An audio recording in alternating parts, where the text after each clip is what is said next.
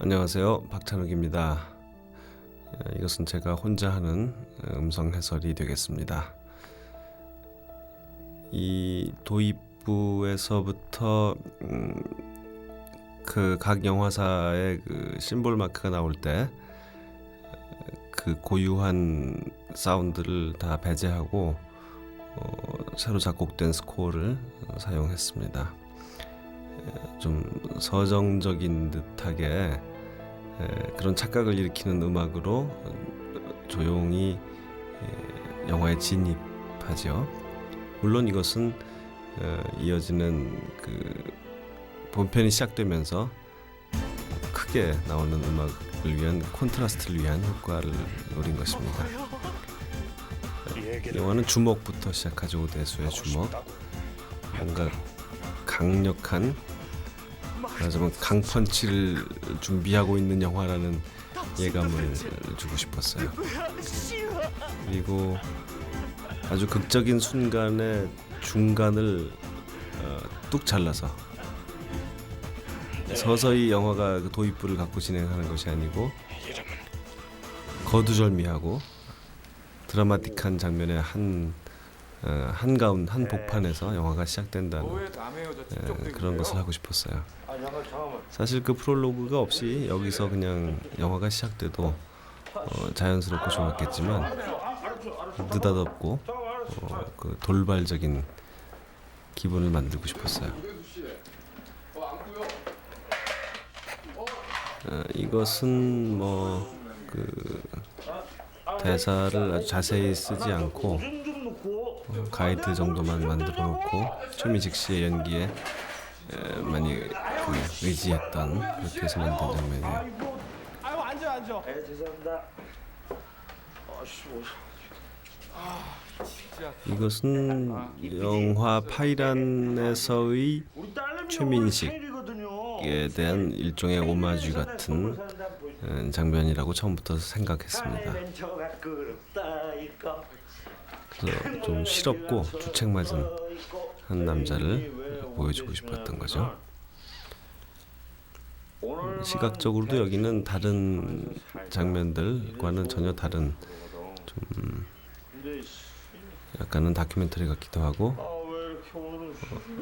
나머지 장면들 전부 블리치 바이패스를 했지만 여기서는 그런 것을 하지 않았어요. 그래서 아주 평범한 화면을 보여줌으로써 이후에 펼쳐지는 독특한 색감과 아주 스타일리시한 그런 장면들과 대조를 이루도록 배려했습니다. 이 영화는 사실 모든 면에서 그 대조, 콘트라스트라는 것이 가장 중요한 컨셉 중에 하나라고 말할 수 있겠죠. 살인적인 감량을 하고 나서 이 장면들을 마지막에 다시 살을 찌워서 찍었는데 살을 쪘다라는 것을 좀 더 강조하고 싶어서는 옷을 벗는 장면들, 또 배가 드러나는 장면들을 만들었죠.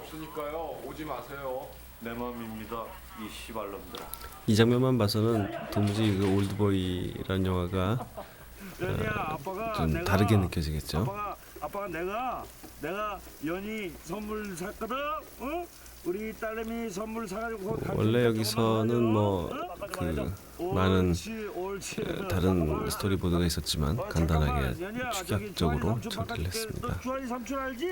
저 크레딧 활자들이 저렇게 디지털 시계 모양으로 움직이고, 또 한글의 활자가 시계 바늘 방향으로 찰칵찰칵 이렇게 쓰러지는, 돌아가는 그런 느낌을 일부러 만들었어요. 그래서 이것이 시간에 관한 영화다라는 것을 표현하고 싶었습니다.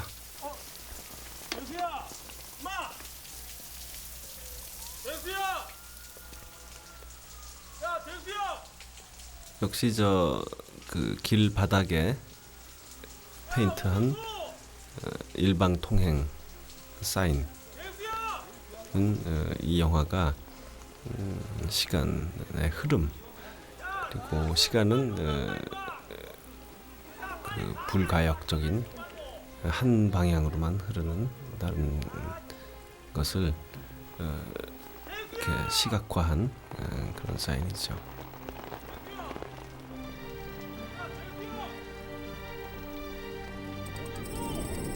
천사의 날개를 미리 좀 여러 번 아주 좀 강조해서 보여주어서 마지막에서 그것이 잘 기억될 수 있도록 노력을 했고요.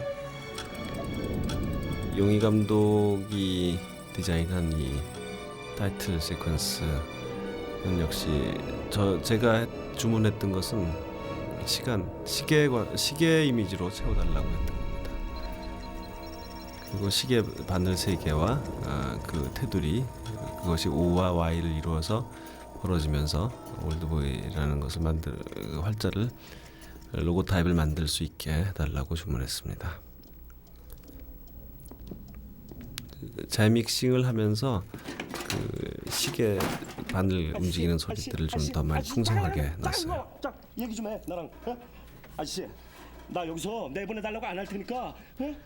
이때까지만 해도 오대수는 아주 말이 많고 이렇게 너스레를 떠는, 그리고 어찌 보면 굉장히 평범한 그런 사람을 연기하고 있죠. 여기 뭐 하는 데야? 아저씨, 나 언제까지 있어야 돼? 이때는 죄수복이 파란색이네요. 감금방에서는 자주색과 두 종류를 번갈아 가면서 입고 있습니다. 감금방에서는 조명이 이제 저렇게 차갑고 푸른 빛이 도는 그런 색온도와 따뜻한 노란 그런 색온도가 충돌하는 그런 것을 많이 사용했어요. 이 감금방 실내에서도 저렇게 두 종류의 조명이 사용되고 있죠.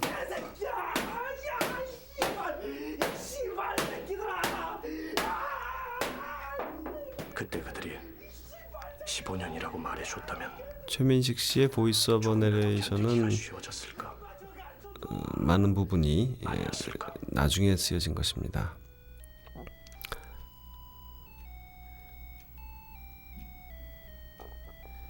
이 앙소르 그림과 아주 비슷한 느낌으로 분장을 하고 표정을 짓도록 요구를 했습니다. 이 수면 가스라는 설정은 사실 보이스오버에서도 나오지만 러시아 그 테러 진압 부대가 체첸 인질범들을 체포할 때 썼던 그 가스, 그 보도를 듣고 거기서 착안을 해서 설정한 그런 벨륨 가스였어요. 그 사건으로 그 무고한 그 인질들까지 희생을 당했던 그런 적이 있었죠. 옷도 갈아입혀주고 청소까지 해놓고 나간다. 고마운 놈들이다.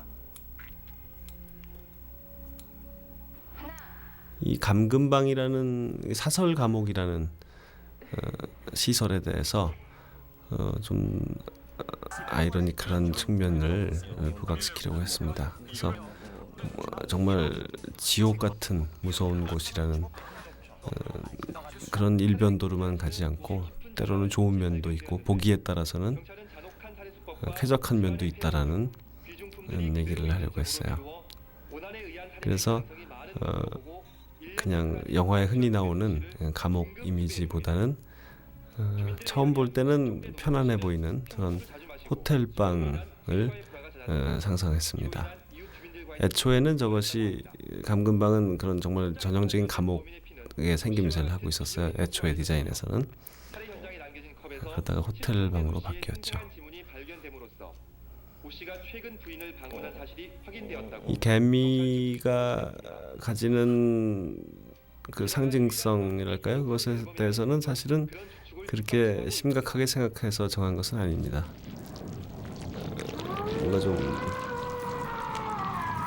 뭔가 굉장한 그 상징주의가 있을 것 같지만 사실은 그것보다는 좀 귀엽고 그런 귀여운 작은 곤충이 이렇게 막 이렇게 많은 때로 막 얼굴 뒤덮고 있을 때 줄 수 있는 공포를 생각했어요.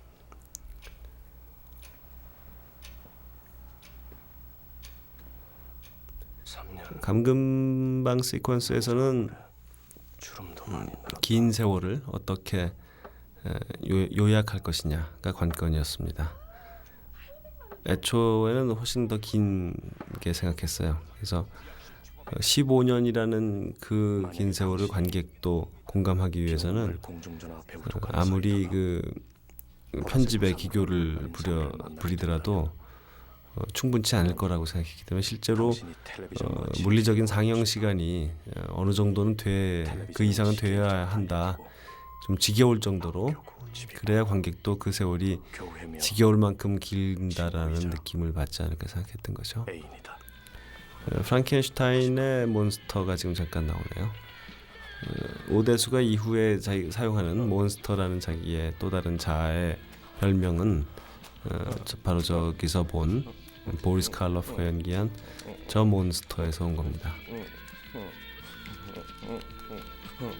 그래서 사실 저 장면에서는 그 프랑켄슈타인이라는 영화에 그러니까 프랑켄슈타인의 신부 브라이드 오브 프랑켄슈타인이죠. 그 영화의 마지막 장면 그가 난동을 부리면서 박사의 그 연구실이 그 붕괴되는 장면이 있었어요. 그래서 그 높은 탑이 무너지는 장면인데 그것을 나중에 이우진이 자기가 높은 탑에 산다라는 그 펜트하우스의 높은 건물 그것과 그 연결시키려고 편집을 했다가 리듬상 맞질 않아서 뺐습니다. 사실 그 펜트하우스 이우진의 건물과 프랑켄슈타인 박사의 탑 그것은 사실 중요한 이미지였는데 지금 생각하면 괜히 뺐나 싶기도 합니다.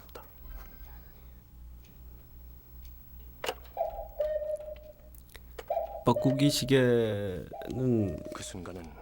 그 뭔가 좀 그 수감자를 조롱하는 기분이 들 것 같아서 일부러 설정을 했고요. 자세히 보면은 최민식 씨가 살이 빠졌다가 쪘다가 옷이 바뀌기도 하고 머리가 길기도 하고 짧아지기도 하고 하는 변화가 있습니다. 누가 날 가뒀을까?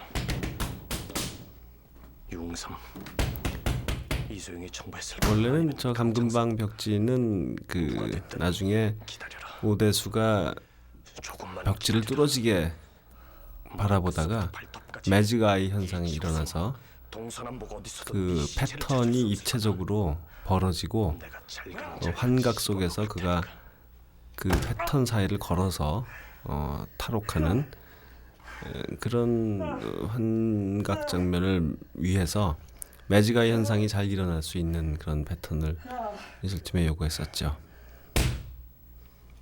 그러나 그 장면이 너무 길 것 같아서 촬영 단계에서 뺐습니다. 1년에 한 줄씩이다. 되게 그 감옥 영화를 보면 6줄 세월이 흐름을 그 자기가 명확히 하기 위해서 벽을 뭐 파서 긁어서 뭐 한 달이건 뭐 한 주건 그렇게 빗금으로 표시하는 장면이 많이 나오죠. 그런데 그것은 너무 흔하기 때문에 그것을 자기 몸에 새기면 어떨까 하는 생각을 해봤던 겁니다. 그러면 절대 지워지지도 않고 따라서 잊혀지지도 않는 감옥을 나와서도 그 세월을 몸에 새기고 다닌다는 그런 발상이 재밌게 느껴졌기 때문에 문신이라는 방법을 사용했습니다.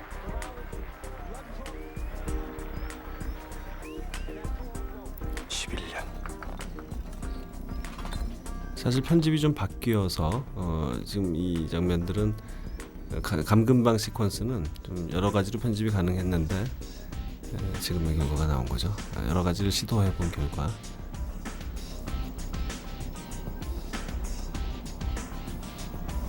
12년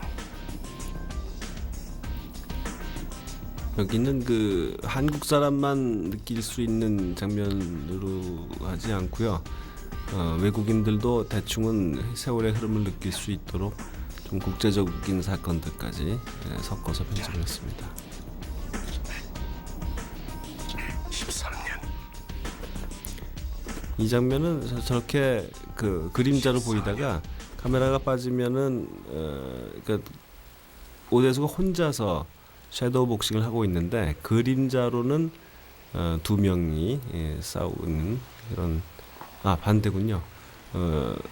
흑인 복서와 둘이 싸우고 있는데 그림자는 오대수 하나밖에 없는 그런 특수 효과를 노리고 찍었는데 그것이 별로 뭐 시간을 많이 잡아먹을 것 같아서 그냥 저렇게만 처리했죠. 한 달이면 나간다. 한 달만 있으면 여기서는 나간다. 그 탈옥의 그 의지를 아주 강력히 표현함으로써 나간다. 이후에 사실 탈옥하기 직전에 그냥 어처구니 없이 내보내 주어서 그냥 이미 밖에 나와 있는 자신의 모습을 발견하는 그래서 그 벽을 파고 뭐 지금 저런 그 나레이션을 통해서 뭐 곧 나가겠다라는 막 그런 얘기를 하는 그런 모든 것이 정말 허망하게 느껴지도록 그렇게 하고 싶었어요. 그래서 들어올 때 그랬던 것처럼 나갈 때도 그냥 느닷없이 오대수의 노력은 이후에 그 이우진에 대한 복수 과정을 다 포함해서 오대수의 노력은 굉장히 처절하나 항상 그것은 헛수고로 끝난다라는 그것은 이 영화의 가장 큰 컨셉 중에 하나입니다.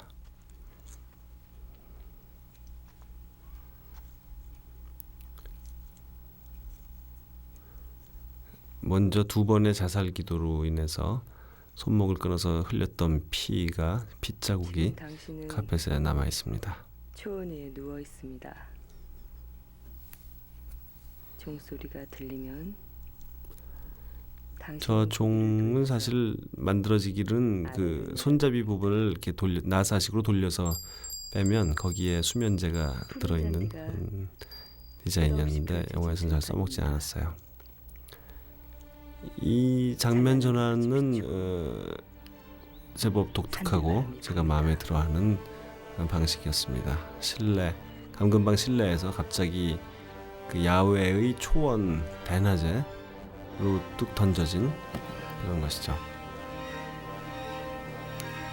그런 좀 초현실주의적인 분위기가 이 씬에서 좀 살아 있습니다.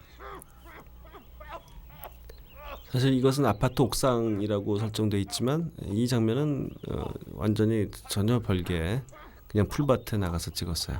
이렇게 넓은 풀밭이 아파트 옥상에는 없죠. 그래서 그 오대수가 들어있는 그 큰 트렁크의 사이즈 감각도 관객이 이게 좀 어느 정도 사이즈의 가방인지 처음에는 알 수가 없고 그런 비례감도 왜곡돼 있고 공간감도 그렇고 그리고 소리의 측면에서도 최면술사의 말대로 아주 막 새 울음소리가 들리는 그런 아주 평화로운 그 초원인 듯 싶었는데 알고 보면 이렇게 공사장 소음이 큰 이런 도시 한복판이라는 모든 감각이 왜곡되어 있는 그런 느낌을 만들고 싶었어요. 저 오광록 씨가 이제 다시 등장하면서 자살남이 다시 등장하면서 비로소 프롤로그가 무엇이었는지 그 프롤로그를 볼 때 당시에는 알 수 없는 장면이었던 것이 여기서 이제 그 퍼즐이 맞춰지는 것이죠. 아저씨, 내가요. 우리 자살남이 왜 애완견을 안고 있는지에 대해서는 뭐 특별한 설명이 없습니다. 저에게도 아무런 이유가 없고 그저 동반 자살을 하는 사람이 많이 있는데 남녀간에 애완동물과 함께 죽으려고 하는 것은 못 봤으니까 이것은 영화에서 좀 새롭다라고 생각했던 거죠. 살 권리는 있는 거 감옥에서 오래 살았기 때문에 햇볕을 받지 못해서 얼굴이 아주 창백한 상태다라는 것을 처음부터 분장팀하고 얘기했습니다. 그래서 좀 그로테스크할 정도로 흰 얼굴을 하고 있죠.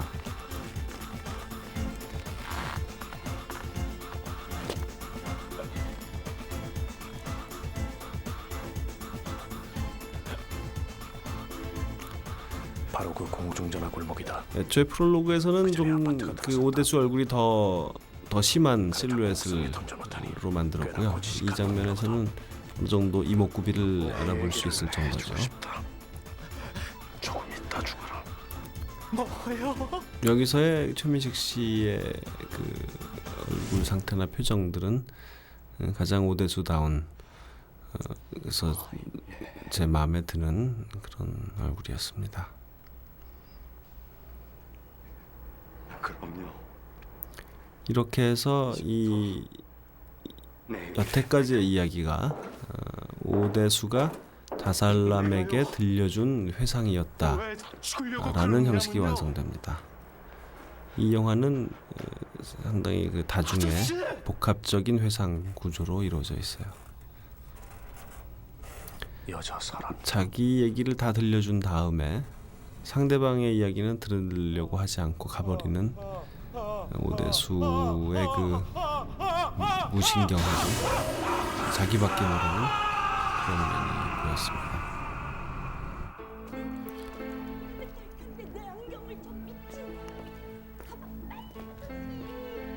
아줌마 엘리베이터 동승했던 아줌마 선글라스를 뺏어서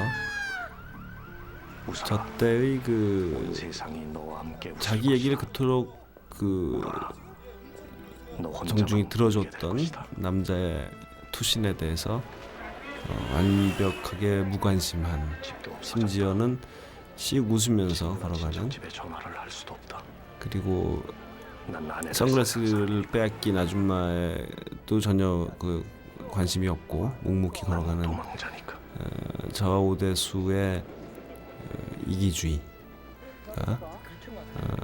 그것이 이 사람이 그 복수의 화신으로서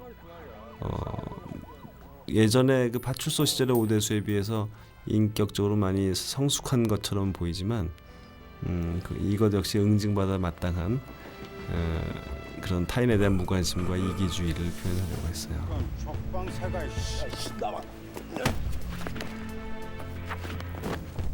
여기 음악에서는 저는 제가 모터사이클 배기음이라고 불렀던 부르릉거리는 그런 이펙트가 좀 마음에 들었습니다. 텔레비전은 요걸 안 가르쳐 주니까.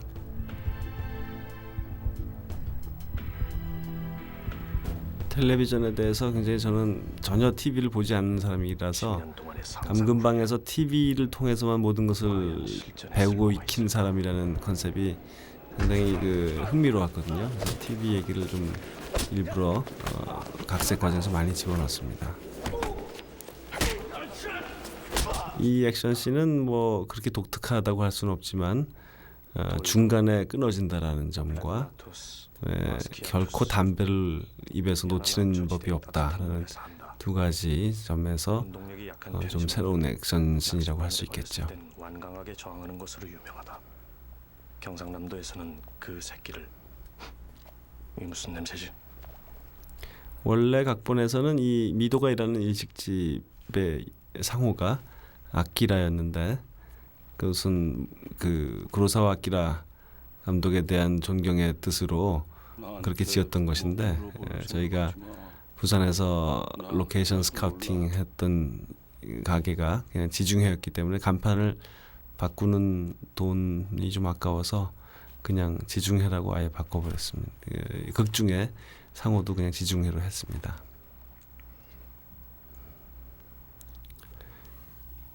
아까 거기서는 이우진이 자동차를 타고 가면서 오대수를 몰래 카메라로 찍는 카메라 시점으로 오대수 장면이 하나 촬영을 했는데 오랜만이시네요. 역시 리듬상 없어도 될 것 같아서 뺐죠. 아닌가? 그런데 낯이 익다. 이 지중해에서의 세팅은 어디서 뵀죠? 자주색과 녹색을 주조색으로 그리고 검정색을 주조색으로 해서 이 영화가 그거요? 가지는 그 기본적인 색감을 보는 사람 많네요. 잘 설정하고 있습니다. 왜냐하면 이것은 저희들이 최초로 촬영한 와, 씬이었기 때문에 그걸 다 아시네요. 이 장면을 찍으면서 앞으로 이 영화가 어떤 색감을 갖고 진행될지 흔히 그 뭐 수채화처럼 맑은 화면이라는 표현을 하지 않습니까? 근데 저는 그런 것보다는 아주 두껍게 계속 덧칠한 아주 두꺼운 느낌의 유화의 그 색을 원했고 좀 녹색 필터를 많이 써서 이렇게 좀 부패한 듯한 느낌이 들지만 전반적으로 그렇지만 액센트들은 굉장히 강렬한 원색들을 사용하길 바랬습니다. 이소영이 친구였나? 다른 사람. 이종용, 강창석, 전부 제 그 연출부 김나성, 과거의 연출부들의 이름입니다. 임덕윤, 이재평, 국수란 누구야? 너 누구야?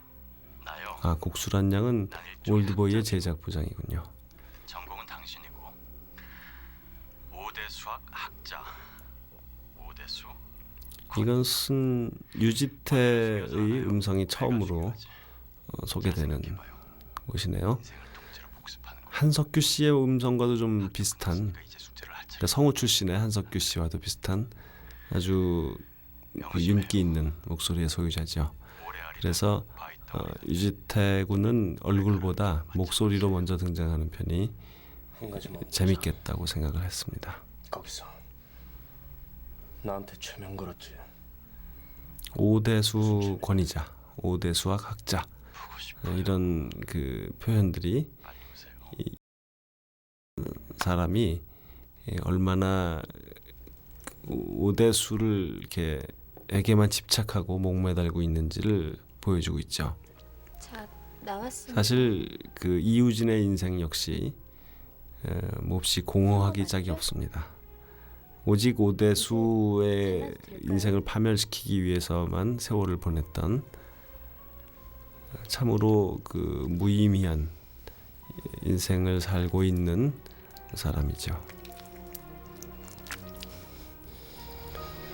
감금방 15년이나 혼자서 남과 접촉이 없이 살아왔던 사람이 나왔을 때, 그리고 군만두만 먹으면서 살았던 사람이 나와서 뭔가 다른 음식을 먹고 싶어 할 텐데 그 중에서도 뭘까? 군만두를 제외한 음식 중에 뭘까?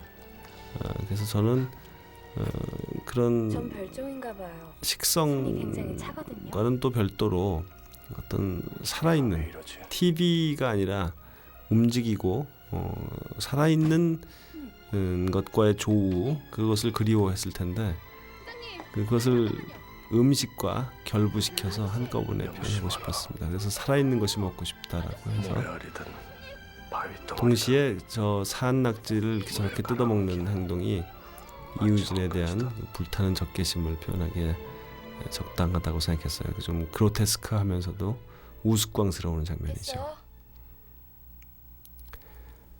자, 여기서는 오대수의 그 악행의 자서전 그리고 동시에 옥중일기를 다 읽은 미도의 장면입니다. 따라서 여태까지의 모든 스토리가 또 한 번 미도가 저기서 읽은 이야기다 라는 느낌도 만들 수 있었던 거죠. 원래는 그 미도가 잘 됐나요? 저렇게 일기장을 운동 읽다가 열심히 했다면서요. 왜 그렇게 픽스러진데? 이제 깨놨느냐 그리고 이 여기 적힌 얘기가 다 사실이냐라고 묻는 것이 이 영화의 프롤로그였던 시절도 있었습니다. 거기서부터 영화가 시작해서 그 일기장에 적힌 내용으로 회상이 들어가서 어떻게 해서 납치되고 감금됐는지를 설명하는 방식이었죠.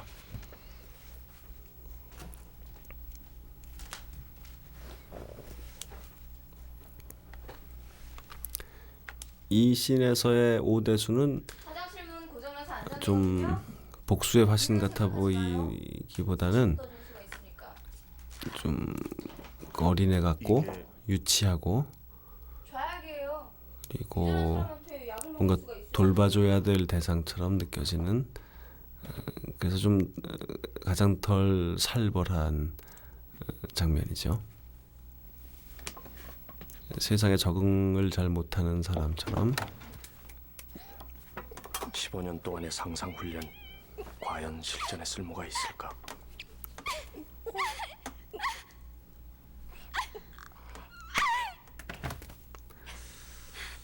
없다. 저렇게 그 햇볕을 보지 못해서 좀 안쓰러울 정도로 하얀 피부로 저렇게 그 원시인 같은 모습으로 저렇게 수치스러워하는 모습으로 하는 것들이 이 영화에서는 좀 보기 드물게 오대수를 좀 인간적으로 느껴지게 만드는 장면이죠. 여기까지 데리고 와서 딴소리 하니까 화내는 거 이해해요.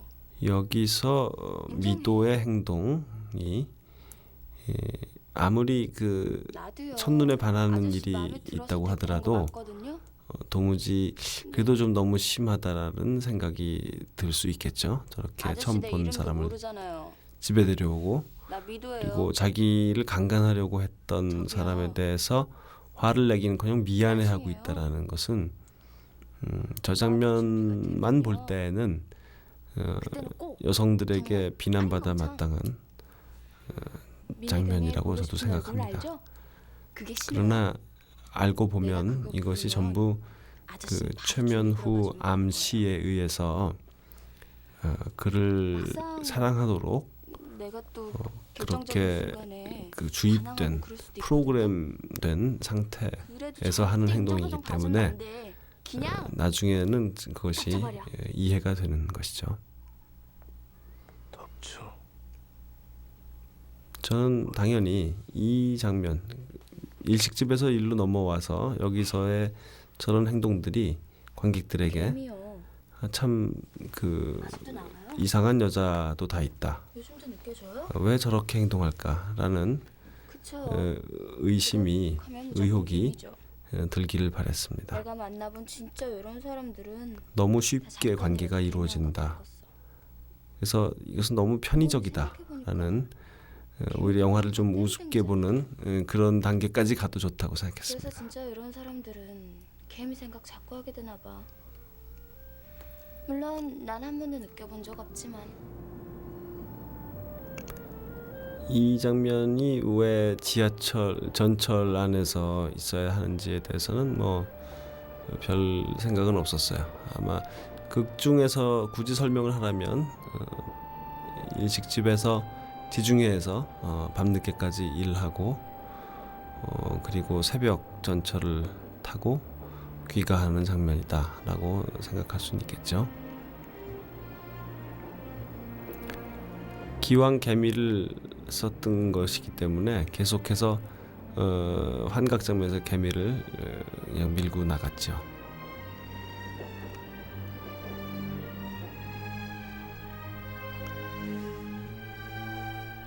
여기서의 매치컷은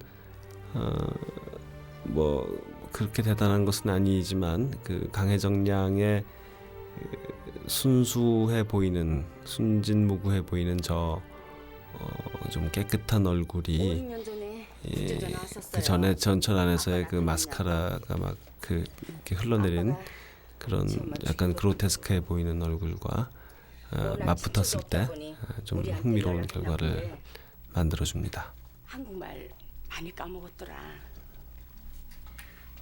물론 의사라는 것 같던데. 너무나 쉬운 상징이지만 이것을 시계포로 정한 것 역시 이 영화의 배수계 시간에 관한 정말 아직도 안 잡혔어요. 모티브를 계속 강조하려는 의도에서였죠. 앞에 건 딸아이 주소고요. 뒤에 부인 묘지에 약도 그려왔어요. 에바. 이제 그 오대수의 그 무뚝뚝함, 전화 걸어볼래요? 그의 그 무신경함, 또 오직 한 가지 생각밖에 하지 않는 사람의 내가 걸어줄까요? 면모를 본격적으로 드러나고 있습니다. 내일 무덤 같이 가볼래요? 물론 여기서 그 에바라는 스톡홀름의 에바라는 점을 계속 강조하고 아내의 무덤 얘기를 하고 그렇게 함으로써 나중에 미도의 존재에 대해서 말하자면 연막을 치는 장면이죠.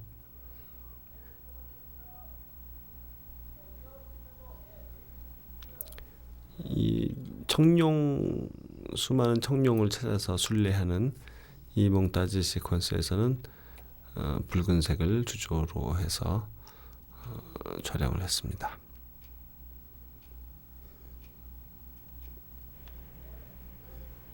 맞아요? 아직 쉽지도 않았다.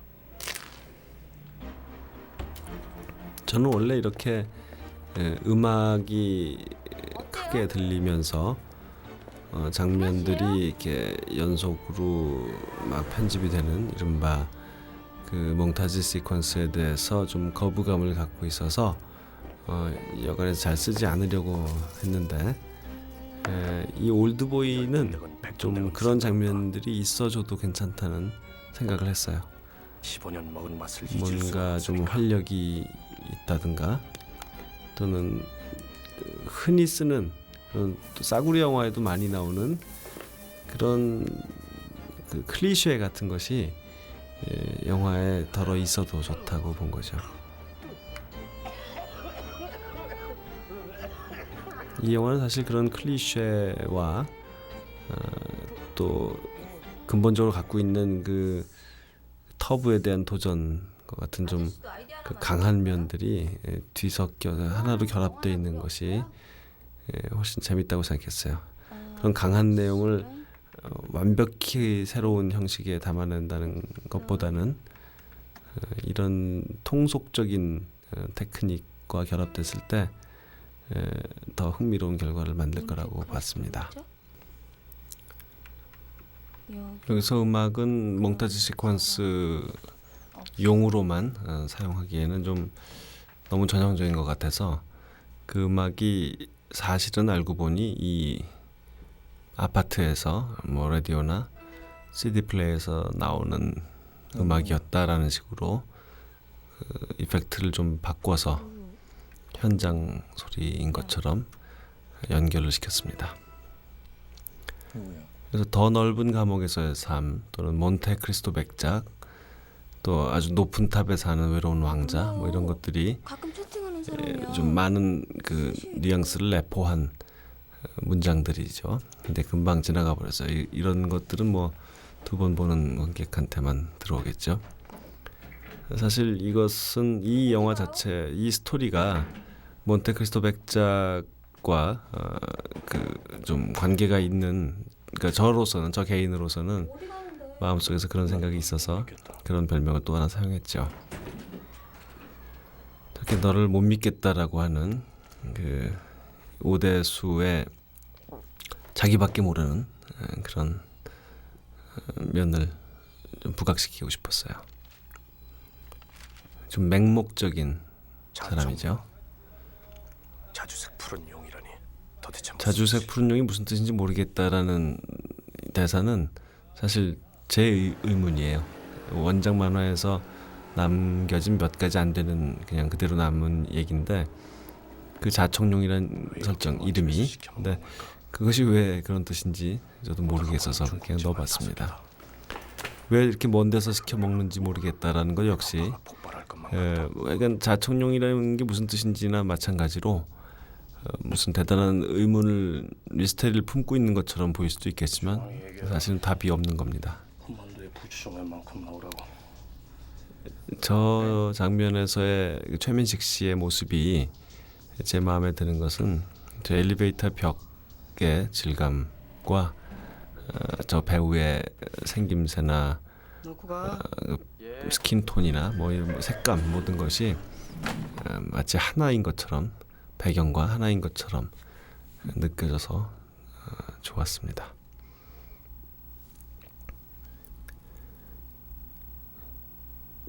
여기서의 그 점선 효과는 뭐 그냥 하나의 조크죠. 너무 이렇게 너무 멋지게 폼 잡고 있는 것처럼 보여서 마음에 안 들어서 저것을 넣어봤습니다. 이때 오대수의 그 보일 듯 말 듯한 약간의 미소는 앞으로 펼쳐질 그 잔인한 고문을 예고하는 듯한 그런 잔인성을 좀 암시하고 있죠. 이 감금방 사설 감옥은 생김새가 무슨 굉장히 미래적인 하이테크한 그런 곳도 아니고 이 만화 같은 영화에서 일말에 그나마 특히 제일 만화적인 설정인데 사설 감옥이 그럴수록에 이것은 좀 더 리얼한 실제로 있을 법도 하게 느껴지는 그런 공간으로 만들고 싶었어요. 그래서 여느 그 조직폭력배 사무실 같기도 한데 거기에 저렇게 여러 대의 모니터가 있어서 생기는 부조화를 노렸던 거죠.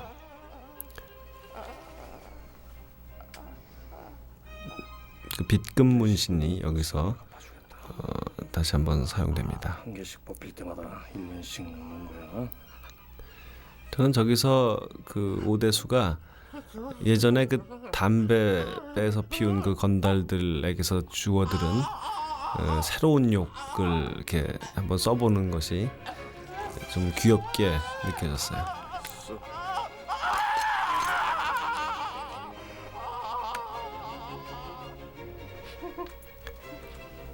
원래 하얀 타월을 물렸는데 저게 이제 이미 피로 붉게 물들어서 시간 경과를 표현하고 있죠.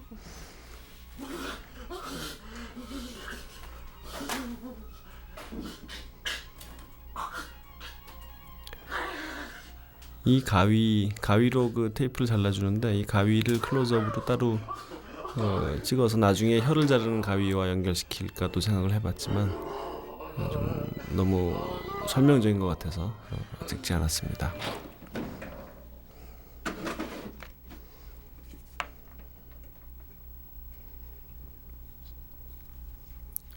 저는 과자통 역시 제가 주문했던 것인데 무슨 굉장히 그 멋있는 어떤 그런 케이스보다는 저런 있는 물건들을 귀여운 물건들을 사용하는 편이 좀 재밌을 것 같았어요. AB형 손들어라라는 저 말이 복수는 나의 것에서 A형, B형 뭐 신하균의 혈액형을 얘기하는 것과 결부돼서 많이 열렸다. B무비와 뭐 A무비에 대한 언급이라고 그런 말들을 들었는데 사실은 저에게 그런 의도는 없었습니다. 그냥 우연이죠.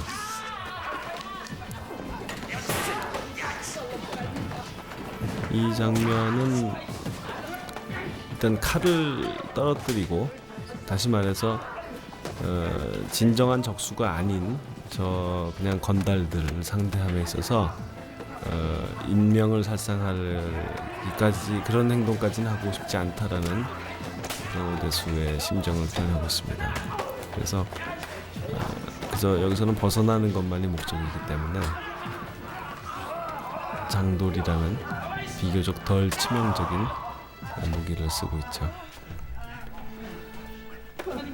이 시는 우리가 중세 또는 르네상스 회화에서 거대한 그 인물들의 그룹을 그린 그런 유화들에서 볼 수 있는 예를 들면 벨라스케스 같은 사람들의 회화에서 볼 수 있는 저 강목을 많이 든 모습이 무슨 창을 든 그 기사 병사들 같은 느낌을 주고 싶었어요.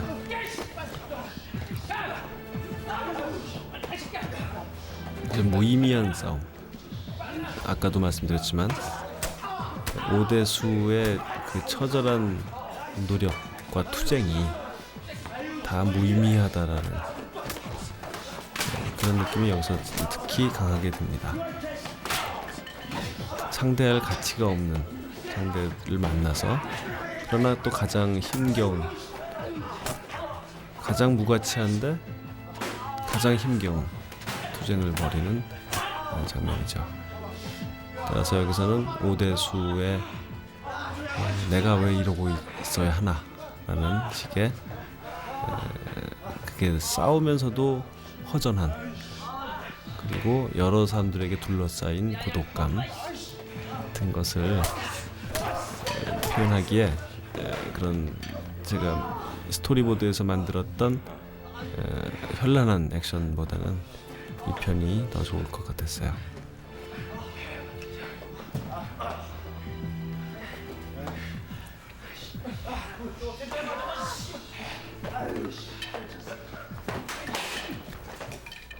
녹색이 주조를 이루고 있는 가운데 많은 부분들이 실루엣으로 보이고 붉은 바닥과 소화전 케이스, 그리고 점점이 박힌 붉은 램프, 이런 것들로 액센트를 만들었어요.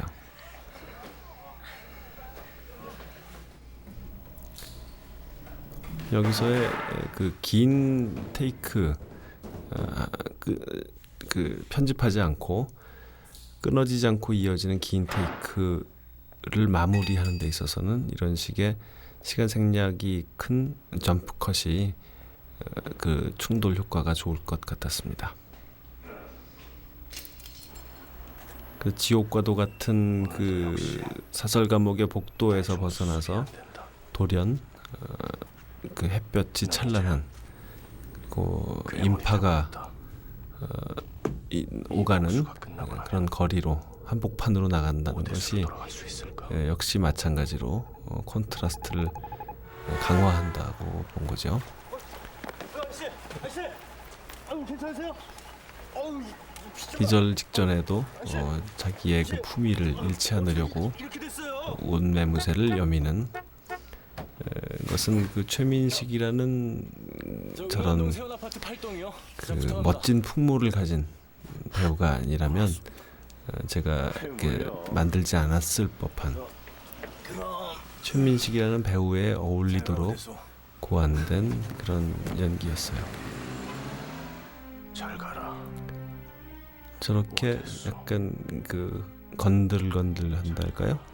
큰 키를 이렇게 흔들거리면서 걷는 유지태, 저런 모습 역시 유지태가 아니고 또 키가 작은 배우였다면 다른 식으로 연출되었을 법한 장면이죠. 여기서의 그 가위 역시 따로 클로즈업을 해서 강조할까 했던, 그렇게 생각했던 장면 중에 하나예요. 근데 역시 같은 이유로 찍지 않았습니다.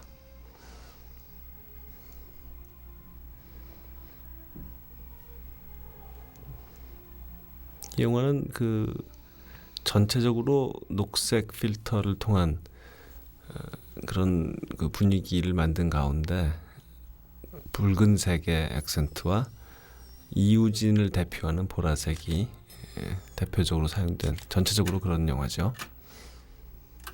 밉지만 참아 죽일 수는 없는 놈, 죽이는 걸로는 부족할 만큼 비운 년. 사실 저 장면은 그 녹음된 소리와 저 앰프의 그 다이오드가 그 깜빡이는 것과를 매치시키는데 사실 좀 애를 먹었습니다. 나중에 믹싱 과정에서. 아주 신뢰할 수 있는 정신분열증 치료제로 알려져 있습니다. 뭐 언제나 문제는 기간입니다만은. 이후로 그 한참 동안 오대수는 상처 입은 야수와 또 같은 이미지를 보여주고 있죠. 원래 올드보이의 그 가제 워킹 타이틀은 바로 야수였습니다. 내일쯤엔 주한이 PC방에 가봐야지.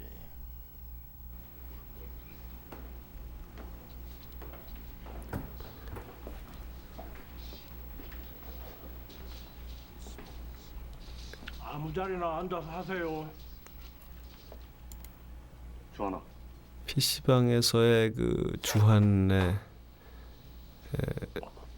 장면에서 저렇게 역시 또 무감각한 오대수가 보이죠. 애초에 이 영화는 시각적으로 실루엣을 많이 사용하려고 계획했던 영화였어요. 그래서 프롤로그나 이런 데서 그런 흔적이 좀 남아있죠. 애초의 계획에 비하면 촬영 단계에서 실루엣을 그렇게까지 많이 찍진 않았습니다. 실루엣이 너무 많으면 인물의 그 주인공의 표정을 알 수 없는 장면이 너무 많으면 보기에 좀 답답하다는 생각이 들어서 좀 자제했죠. 잘 없네.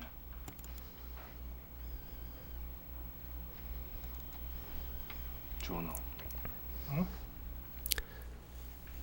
저는 여기서 내가 그렇게 말이 많았느냐, 그러면 주한이가 머뭇거리다가 범인을 주변 가까운 곳에서 찾아봐라 라고 충고하는 이 대사가 제법 우습다고 생각을 했었는데 영화관에서 이렇게 많이들 웃지는 않더군요.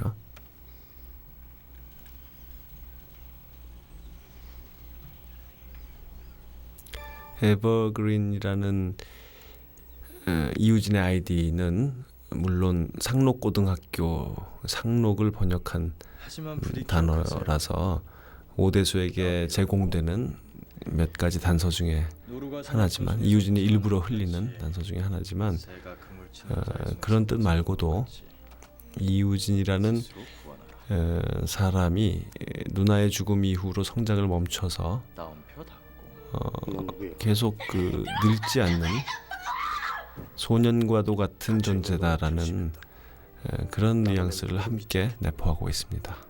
누구든지 의심 가는 사람이 생기면 아마 이우진이 자살하지 않았더라도 그는 결코 그 수십 년이 흘러도 주름이 생기지 않는 영원히 청춘인, 집에 끌어들이는 넌 도대체 어쩌면 도리안 그레이의 초상과도 같은 그런 사람이라고 저는 생각을 했던 겁니다. 에버그린이 누구야?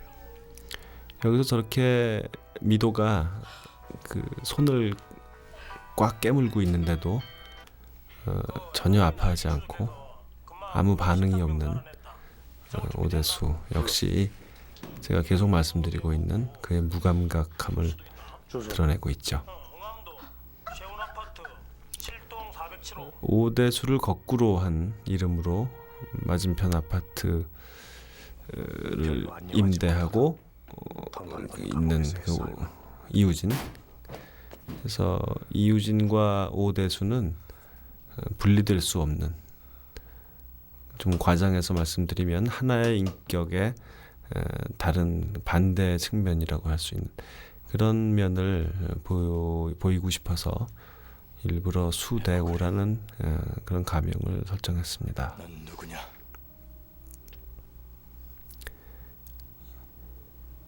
이럴라 그러죠? 안 돼요. 이우진, 너는 스스로 누구냐? 알아내야죠. 라는 말이 게임인데. 먼저 보이스오버로 들리기 때문에 마치 그리고 그 오대수의 마음속 소리처럼 들리기도 하는데, 문제 풀면 언제든지 바로 이런 것이 찾아와요. 이우진이 오대수의 머릿속에 들어가 있다, 또 훤히 들여다보고 있다 라는 그런 효과도 있고, 짧아요? 두 사람이 같은 사람 같은 힘내세요. 또 성공만 하면 효과도 이도 말고 내가 누리고 주어줄게. 있습니다. 미도. 당신이 죽을 때까지 이 장면에서는 당신이 사랑하는 오대수는 모든 거의 한마디도 못하고 있죠. 뭐 아무튼 기껏해야 당신은 자기 거기 여자 앉아라, 뭐 이런 정도의 남자잖아요. 짧은 대사밖에 없는데, 오대수는 저렇게 저돌적이고 공격적인 사람인데 이우진만 만나면 거의 입을 열지 못하는 사람입니다. 그만큼 이우진이 할 얘기가 많다라는 뜻도 되고,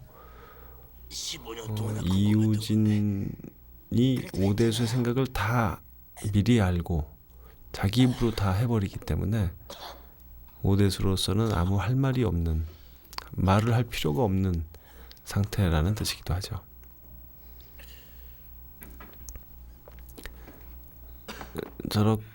저런 복수의 화신이 막상 그 적수를 만났을 때 입도 뻥끗 못한다라는 그런 무력감이 나 또 이 영화에서 가장 또 중요한 설정 중에 하나입니다. 그거 넣을 때요.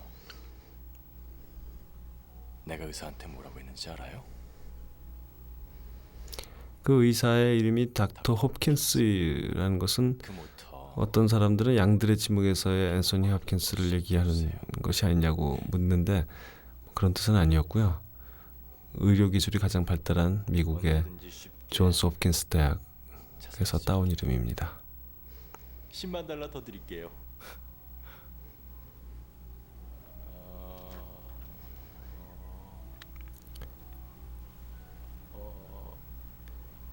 여기서는 그 지금 두 번째 리모트 컨트롤러가 등장하죠. 처음에 오대수가 들어섰을 때 CD 플레이어를 작동시키는 리모컨이 있고 이것이 두 번째입니다. 이유를 모르겠고 사실 이 이우진은 하자니 지가 먼저 죽어버린다. 한마디로 하라면 The Man with the Remote Controllers라고 지칭할 수 있는 그런 인물이에요. 리모컨을 많이 갖고 나오죠. 큰일 났네. 큰일 났어. 그 오대수를 이렇게 좌지우지 인형처럼 가지고 노는 그런 조종자 같은 느낌이죠. 심심하지도 않고 외롭지도 않고. 그리고 자기의 그 테마 음악이라고 할 수 있는 곡을 저렇게 CD로 틀어놓고 이것은 그런 모든 것들이 15년간의 상실감, 이 이우진이라는 사람이 그냥 이런 거 다 이 오대수를 만나서 생각나는 대로 짓거리고 행동하는 옥수심은 그런 건강에 즉흥적인 좋다. 사람이 아니고 하지만 모든 것이 오랜 세월에 걸쳐서 이루어지고 나면 어떨까? 계획되고 주도 면밀하게 그 의도된 다시 말해서 각본가이자 오대수 씨 계신가요? 연출자이자 배우인 오대수 씨. 그런 면을 부각시키기 위해서 저렇게 자기의 배경음악을 직접 틀어놓고 한마디 그 더듬는 법도 없이 청산유수로 상대방의 마음을 꿰뚫어가면서 꾸는 거 아니에요? 이야기한다라는 그런 모습을 보이고 싶었습니다.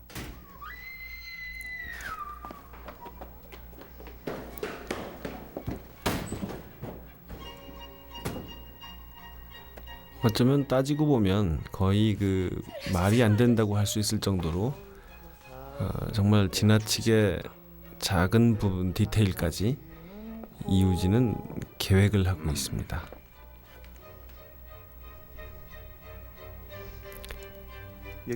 그 자기 심장 속에 들어있는 박동기를 멈추게 할 수 있다라는 리모컨이야말로 가장 극단적인 그 이우진의 계획성, 그의 연출을 보여주는 설정이죠.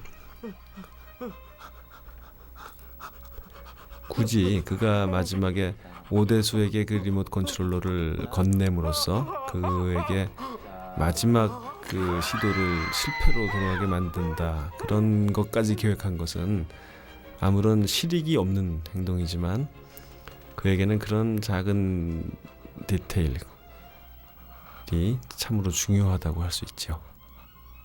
있잖아. 사람은 말이야. 오달수 저 감금방 주인 오달수는 넥타이를 잘 사용합니다. 지금도 넥타이로 땀을 닦아주고 있고 아까 그 복도 싸움 장면 직전에도 이빨을 뽑힌 다음에 넥타이를 입에 물고 그 흘러나오는 피를 막고 있었죠.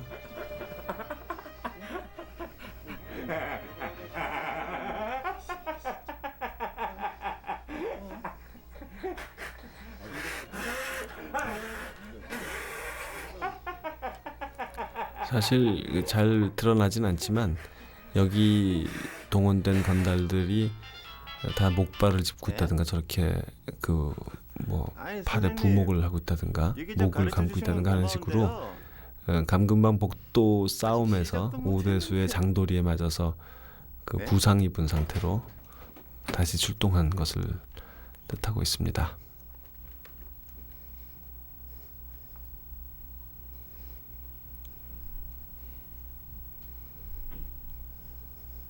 가자.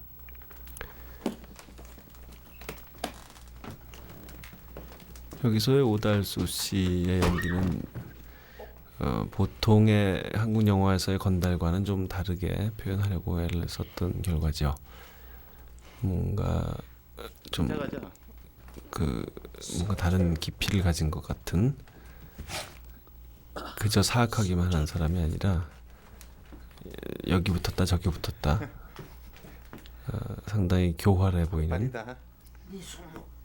그래서 속을 정확히 드러내지 않는 그런 인물로 만들고 싶었어요. 그런 취지로 지금 나가면서 하는 감기가 싹 가시는 거야 라는 그 전적으로 무의미한 대사를 일부러 만들었습니다.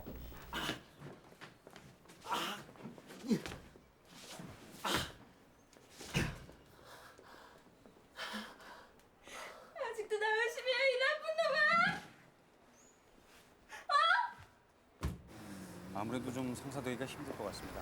이 비서실장 역을 한 김수현 씨는 제가 3인조 때 결국은 김민종 씨가 캐스팅이 됐지만 그 역할의 오디션에서 눈여겨봐뒀던 배우죠.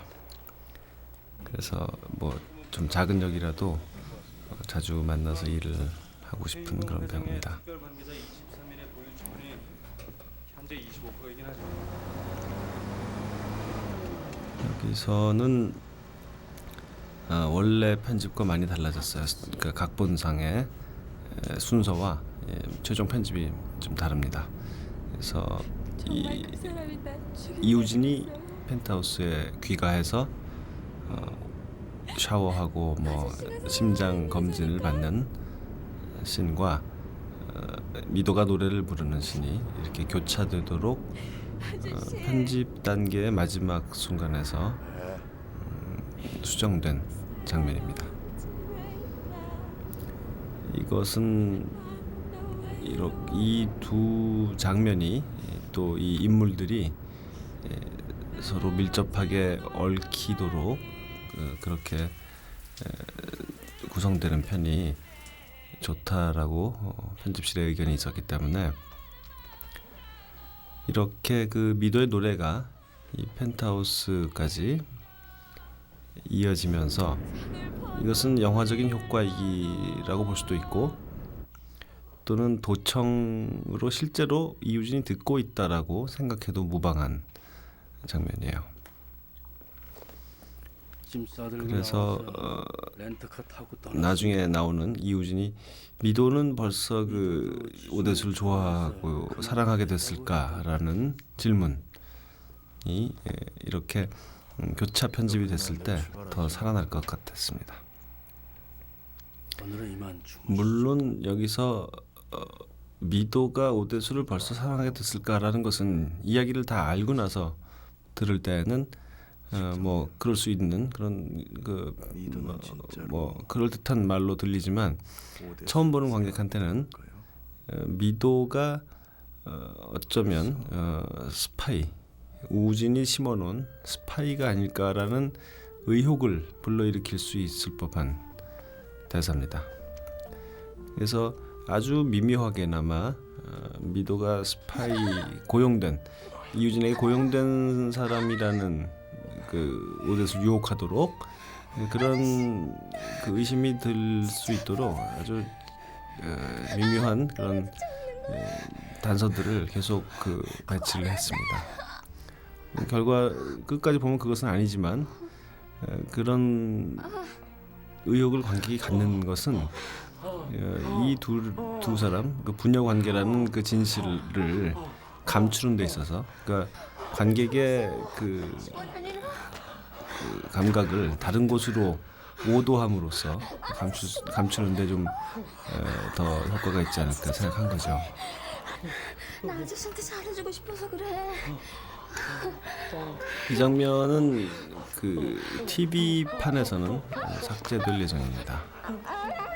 그래서 그런 경우를 대비해서 촬영해 놓은 단순한 키스 씬을 TV 판에서 사용하게 되죠.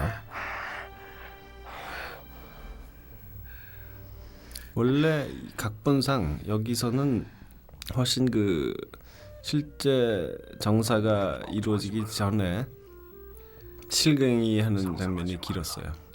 굉장히 코믹한 대사들이 많은 그런 상황이었는데 너무 길 것 같아서 촬영할 때 뺐습니다. 강금방에서 보낸 세월이 고맙게 느껴진다. 앞날을 상상하지 말라라는 대사는 희미하게 그 감금방 주인이 상상력 때문에 사람이 비겁해진다라는 그 말을 희미하게 연상시키는 그런 대사죠.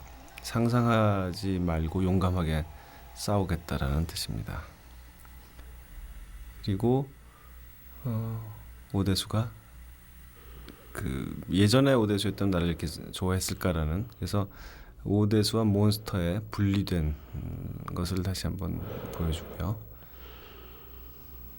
저 사운드 이펙트는 그 헤어드라이어의 그 모터음이 가스, 수면 가스가 들어오는 소리와 자연스럽게 연결되는, 그래서 좀 그 사운드 디자인적으로 좀 마음에 드는 장면이었어요.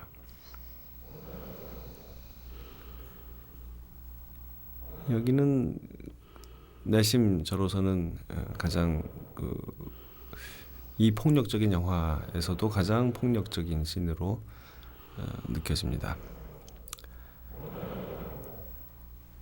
상징적인 강간이죠. 손가락 하나로 시트를 흘러내리게 하는 아주 간단한 장면, 행동이지만 강간을 연상시키죠.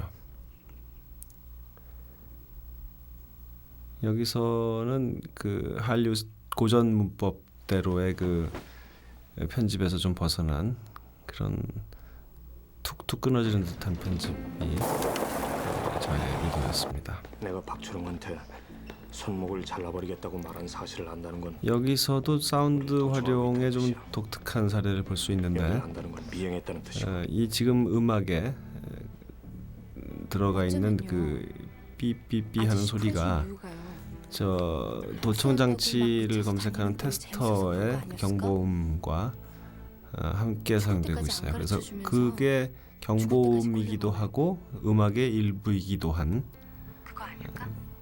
그런 소리를 만들어 보려고 했습니다. 문세, 온라인 출력 시스템, 에버그린 파스타앤 피자, 에버그린 용역, 경비, 음악이 주차, 끝나고 청소 경보음만 전문 업체, 남게 되죠. 에버그린 스모건, 에버그린 올드보이스, 상록고등학교 동창회 홈페이지, 에버그린 시크릿 다이어리, 전상록의 이렇게 개인 홈페이지, 어두운 노르웨이수, 배경하에 에버그린 도드라지게 인물에게만 이렇게 정면광이 조명된 이런 방식의 라이팅은 제가 좀 좋아하는 조명입니다.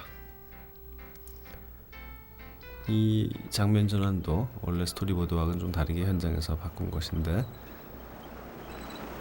상록고등학교 홈페이지의 그 이미지가 자연스럽게 그 프리즈 프레임이 풀리면서 다음 장면으로 연결되죠. 생활기록부 좀 볼 수 있을까요?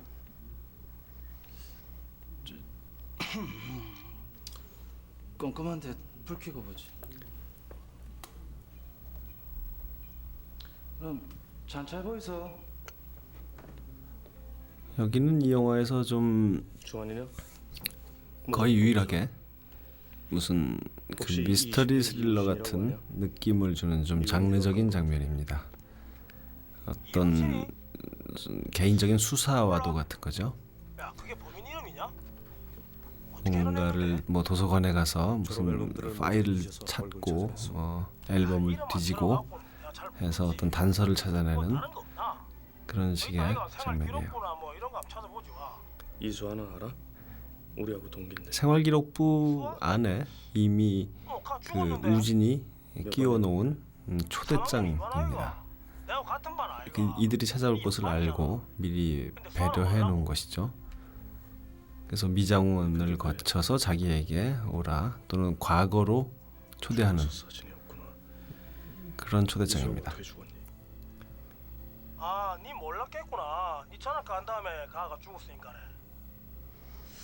가스나 그게 아직까지는 이우진이 그 편집에 지금 이미지가 나오지만 어디에 있는지, 지금 이 대사를 듣고 있는지 듣는다면 어디에서 듣는지 그런 것이 밝혀지지 않은 채로 이렇게 교차되다가 마지막 순간에 여기서 카메라가 이동하면서 주한과 우진이 한 장소에 있다라는 것이 밝혀지게 되는 것이죠. 소나 씨발 안 담은 놈이 없다고 학교 소문이 쫙 퍼졌다 아이가.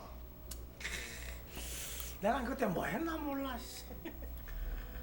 여기서 이우진이 주한을 살해하는 흉기를 무엇으로 할 것이냐 가지고 약간의 고민이 있었습니다만 결국은 이렇게 미리 준비해 간 항상 뭐 흉기를 몸에 지니고 다니는 종류의 인물은 아니기 때문에 충동적으로 가장 가까이 있는 것을 아무거나 집어서 사용하게 되는 겁니다.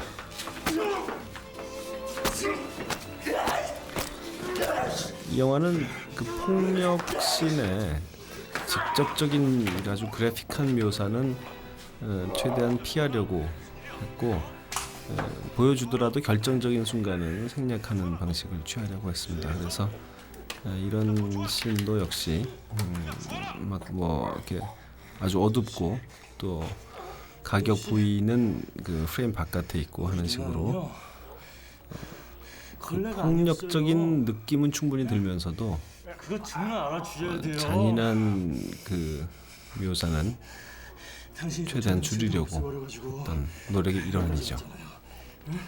엿들으려고요. 그러니까 노주환 씨는 유일하게 이우진으로서는 당신 때문에 죽은 자기 감정을 드러내고 오케이? 또 계획에 없던 행동을 하고 그런 좀 충동적인 면을 드러내는 그 유일한 장면입니다. 자기를 얽매고 있는 그 어떤 과거의 상처라는 그런 굴레를 저런 그 넥타이로 표현하려고 했어요. 이런 그 날짜가 지나가는 그런 인서트들이 이 영화를 좀 보통 영화하고는 다르게 좀 만화적이고 과잉된 스타일로 영화를 일종을 하고 있습니다.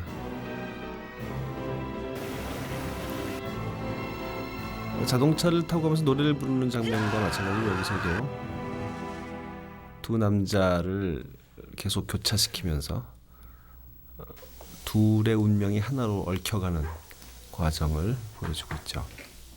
아직 문 안 열었거든요. 한 시간 아주 과장되고 감정적으로 풍부한 울림을 가진 음악을 아주 길게 사용했지만 사실 포인트는 그 음악이 끝나고 정적 속에서 정욱 씨.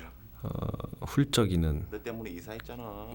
이우진의 그 소리가 기념보다가 사실은 가장 중요한 소리라고 할 수 있죠. 스트레잖아, 정말. 음악이 끝나고 난 직후. 어때? 좋지? 채널이 너무 많아. 신나겠지? 안 감금방의 나가려고 위치가 오대수에게 노출되었기 때문에 15년이나 같이 있었던 거야, 아저씨? 물론 나중에 밝혀지는 것이지만 이우진에게 질만 하더라. 손목을 팔아서 왜 이래? 새로운 건물로 필요 없어. 이사를 저게 지금 갔다라는 친구잖아. 설정이죠.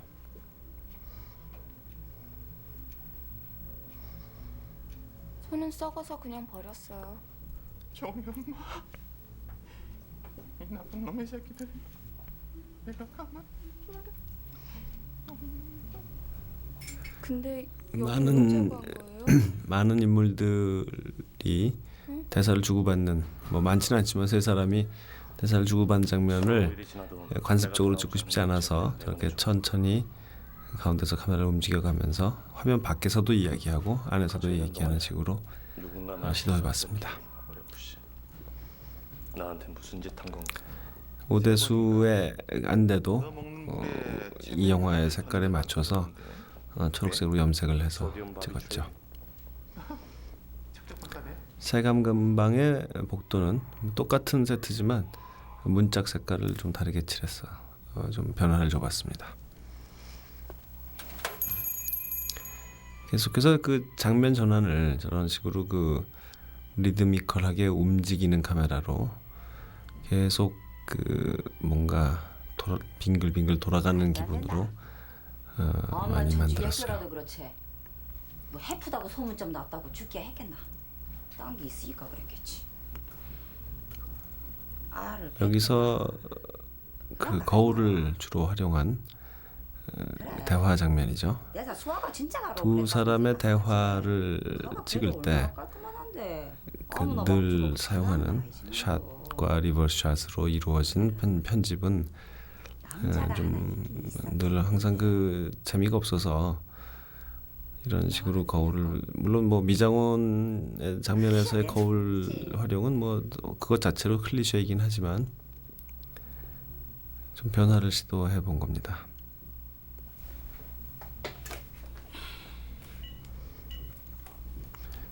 이렇게 그 큰 변화 없이 무난한 수아 알지? 커팅으로 진행이 되다가 틈틈이 끼어드는 한다 이것이나. 그 대수의 시점샷, 이 무릎 클로즈업들이 거기에 변화를 주면서 뭔가 불안한 기분을 일으키죠. 에로틱한 욕망을 갖고 있는 것처럼 오해를 어? 뭐라고? 일으키다가 마지막에 그것은 과거로 넘어가기 위한 근데 가서 하나의 계기, 그 브릿지의 역할을 하는 것이라는 사실을 알게 됩니다. 알았다 끊어라. 좀 이따 전화할게.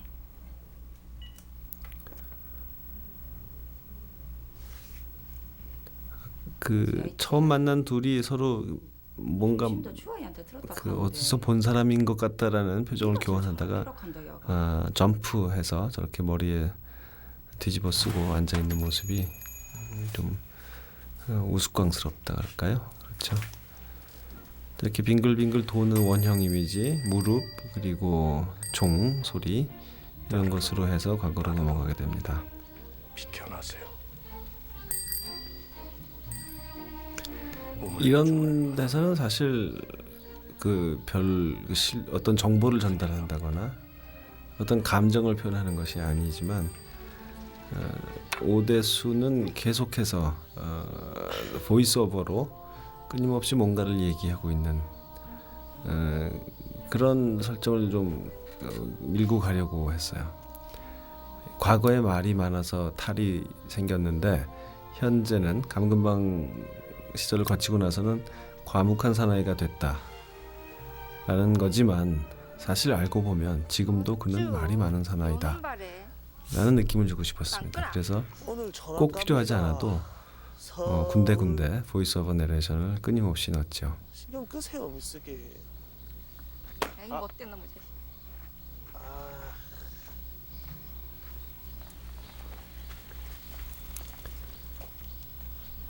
그 진주 근처에서 찾아낸 학교입니다. 가운데에 있는 거대한 그 바위는 물론 무슨 교훈 같은 것이 새겨진 비석인데 그것을 화면의 정중앙에 배치함으로써 남근의 이미지를 부여하려고 했습니다.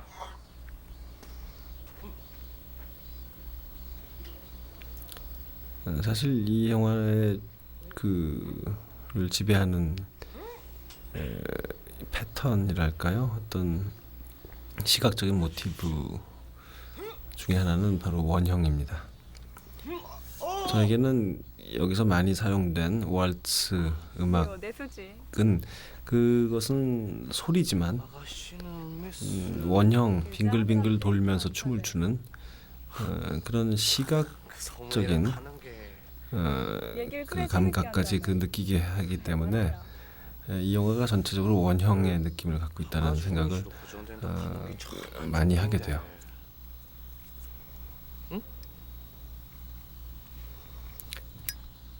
이 둘이 만나는 장면은 역시 파출소 장면처럼 이 영화 전체와는 다소 그 분위기가 다른 장면이죠.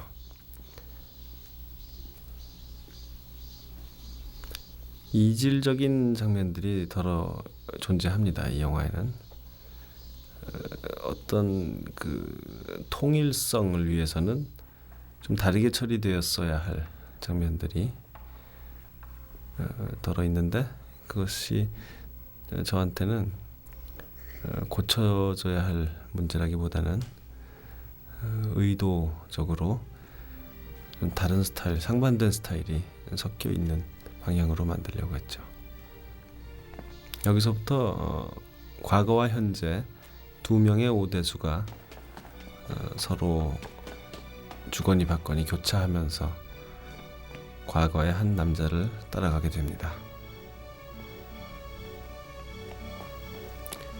이것은 명백히 드팔마의 드레스 투 킬에서의 메트로폴리탄 뮤지엄에서의 추격신을 생각하면서 만들었습니다. 그것은 뭐 그 시제가 뒤섞였다거나 그런 내용은 아니지만, 그래서 어찌 보면 뭐 전혀 상관없어 닮은 점이 없어 보이지만 왠지 그 리드미컬한 그 편집과 꿈꾸는 듯한 몽롱한 분위기에서의 추격 같은 그런 정서가 그 장면과의 유사성을 느끼게 하죠. 이 영화에서 아마도 유일하게 다른 영화들을 의식하면서 연출된 장면일 겁니다. 됐나? 이좀 걷어봐. 뭐? 걷어봐. 안해.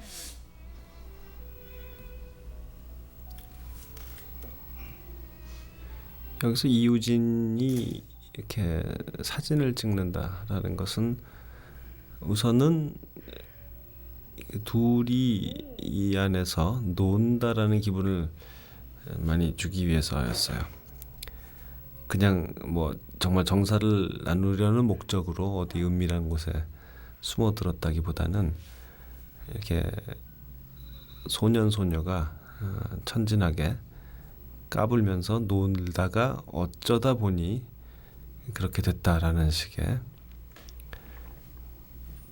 그래서 이렇게 촬영 사진을 찍으면서 이렇게 장난치는 장면을 만드는 거죠. 그리고 거기서 시작해서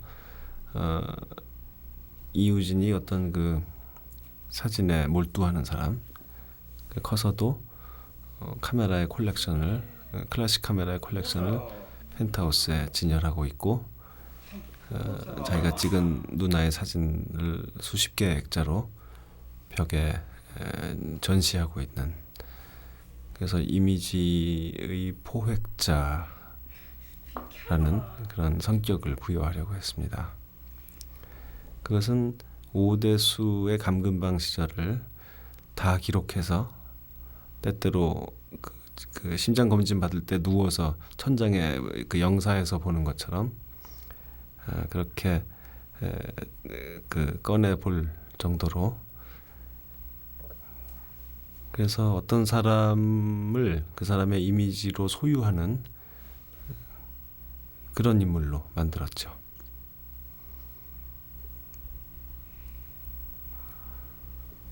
이 장면에서도 음악이 있었다 없었다 이렇게 관객이 거의 눈치채지 못할 만큼 스무스하게 줄어들었다 살아났다를 반복합니다. 어떤 애틋한 과거의 그 사춘기적인 감성, 그리고 또 그 숨막힐 듯한 그 긴장, 막 너무 긴장하고 흥분해서 질식할 것만 같은 그런 느낌을 다 같이 주고 싶었어요.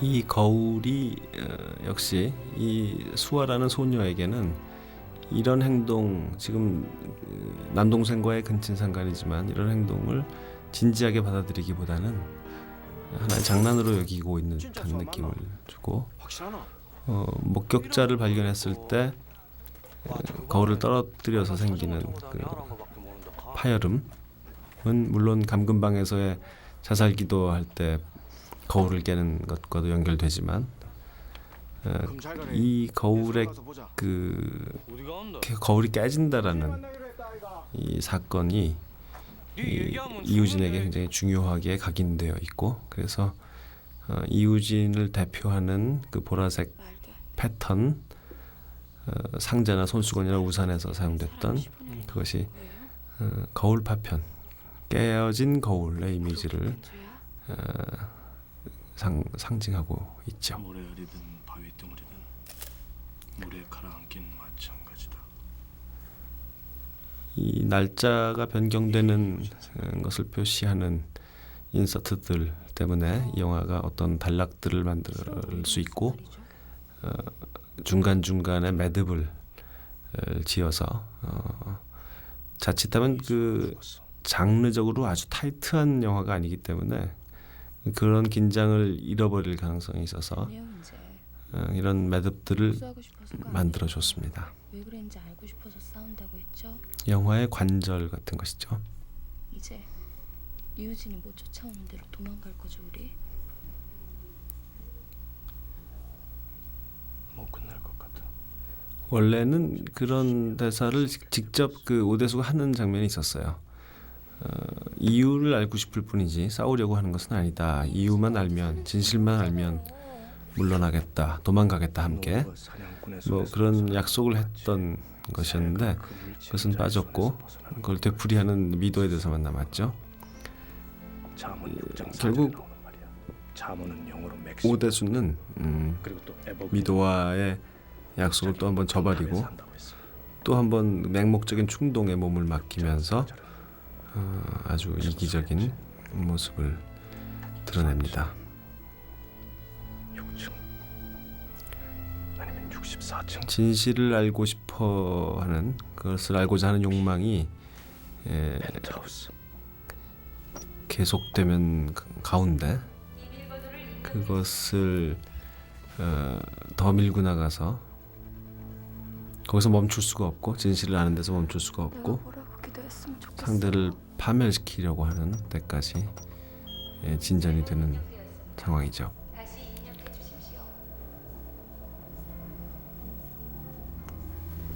비밀번호를 몰라서 들리는 그 건조한 여자 성우의 목소리가 이 둘의 관계를 부적절한 것이다라는 식으로 암시하고 있습니다.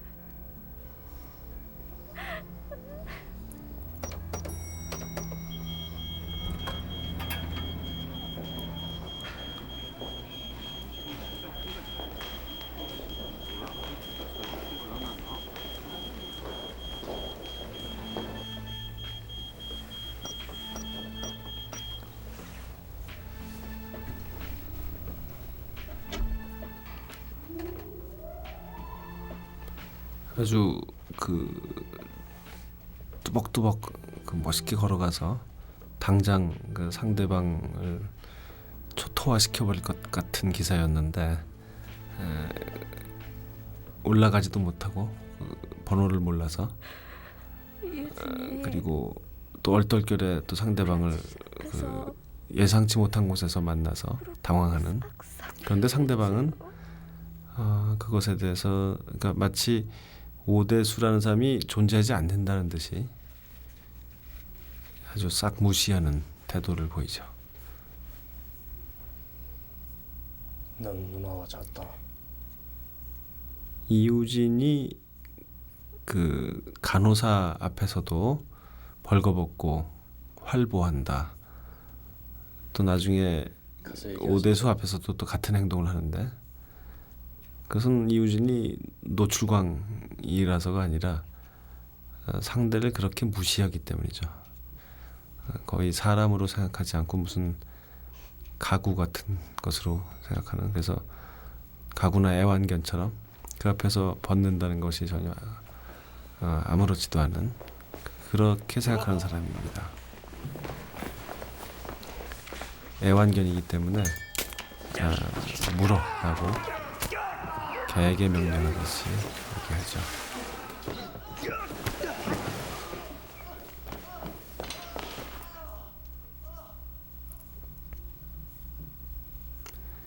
저렇게 나이도 많고 자그마한 사나이지만 그가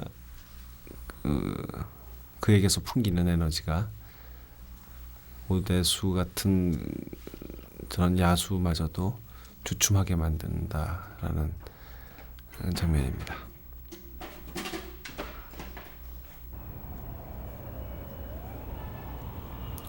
저는 언제나 자동차든지 건물이든지 실내와 실외의 소리를 저렇게 아주 두드러지게 강조하는 식의 사운드 너는 디자인을 누나하고 잤어. 선호하는 편입니다. 이렇게 안에서 벌어진 장면이 길게 이어질 경우에 그건 내가 소문을 냈다. 실내라는 것을 잊어버리기 그래서 쉬운데 이수아가 죽었어. 카메라가 갑자기 바깥으로 나왔을 때 아주 시끄러운 그런 소리들이 막 들리면 훨씬 그 환기가 되는 기분이 들죠. 내 생각이 나네. 그자. 기억을 지어놓고 찾아나고 했으니 넌 참 비겁하다. 두 남자에게 내가 이겼으니까 똑같은 포커스를 약속대로 부여하기 위해서 저는 이제 죽어라. 합성 화면이라는 기법을 썼습니다. 이것은 하나의 농담이죠.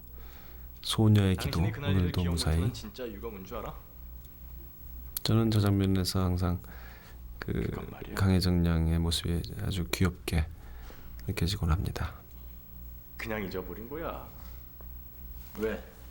이 펜트하우스 공간에서의 샤워 부스라든가 그냥 4개의 조각으로 갈라지는 옷장이라든가 사실 실용성의 측면에서 점점 불어나서 이수아가 임신했다는 데까지 그리 권장하기 힘든 나는 그 소문에 저런 젖어 디자인들은 시작하더니 제가 처음부터 결국 그걸 믿어버리더라고. 요구했던 것인데 그러더니 정말 월경이 이곳이 배가 불기 시작했어. 사람 살기 적당하지 않고 신기하죠. 그리고 자식인 동시에 황량하고 조카를 임신한 소녀의 또 기분을 이유진은 들었어. 장난감을 가지고 알겠어. 노는 개구쟁이 어린아이 같은 당신의 혀가 그런 우린 나를 생각이 임신시켰다. 들게 하기 위해서였습니다. 이유진의 자지가 아니라 오대수의 혓바닥이.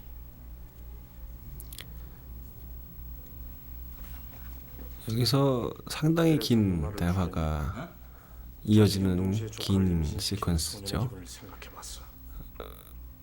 서로 앉아서 이야기만 주고받을 겁이 났겠지. 식으로 찍는다면 너무나 지루해질 수 있는 장면이었죠.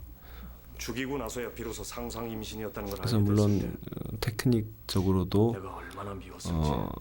좀 다양한 방법을 썼지만 무엇보다도 이우진은 샤워를 하고 나와서 이수아는 정장을 차려입는 행동을 그날 찍힌 이 보였습니다. 사진은 뭐야? 그래서 7월 5일은 뭐야? 속옷부터 시작해서 넥타이 피내리기까지 옷을 하나하나 갖춰 입는 과정을 대사와 그냥요. 함께 하던 얘기나 진행을 마저 시켰죠. 들어봐요. 내 얘긴 되게 재밌어. 도대체 체면은 암시를 들어봤어요. 어디를 가려고 체면 상태에서 암시를 걸어놓고 저렇게 옷을 차려입는 것일까? 그대로 행동하게 하는 거. 라는 의문이 아직도 관객의 놓치고 머릿속에 있어요. 들길 바랬습니다.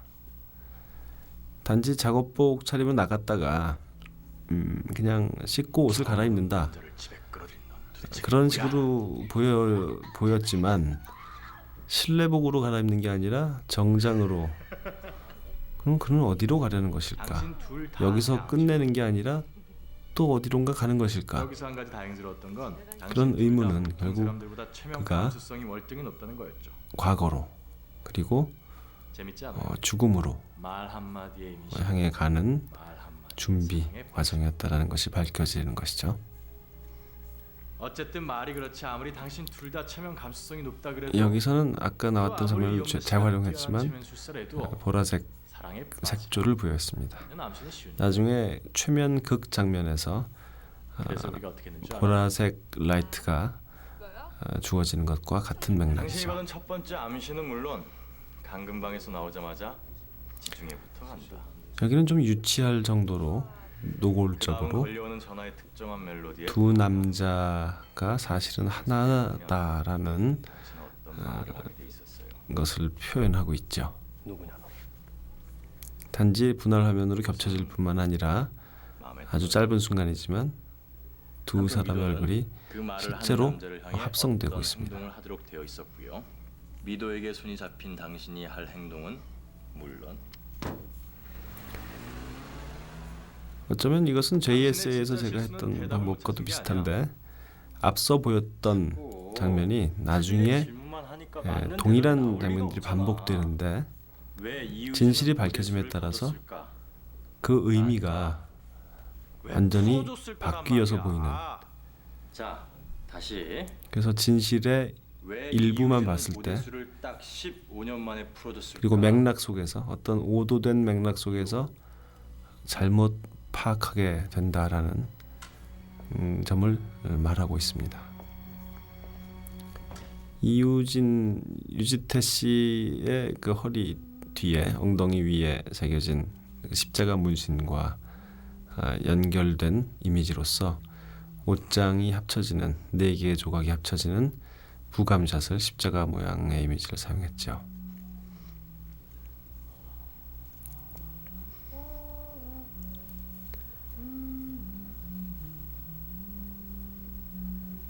카메라 콜렉션들을 하나씩 훑어가고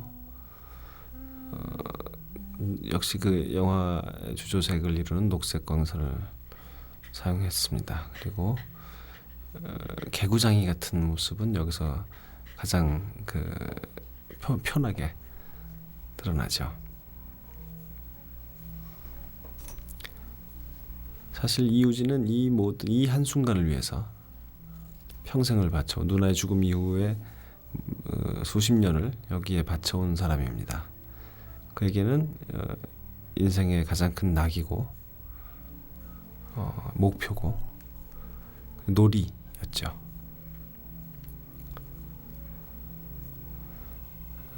이 장면을 위해서 이 영화는 여태까지 달려왔다고 할 수 있을 겁니다.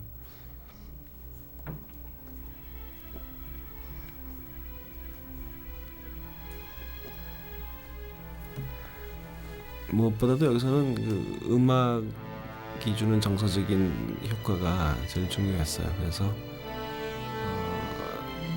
아주 짧은 시간 안에 빠르게 고조되는 악기들이 추가되는 그런 효과를 넣었습니다. 미도의 성장 과정을 일목요연하게 표현한 앨범이지만 그 마지막 장은 미도가 아니라 바로 자신의 얼굴을 반사할 수 있는 그런 거울을 설치한 것은 이우진의 아주 정말 비열하고도 교활한 면모를 보여주죠.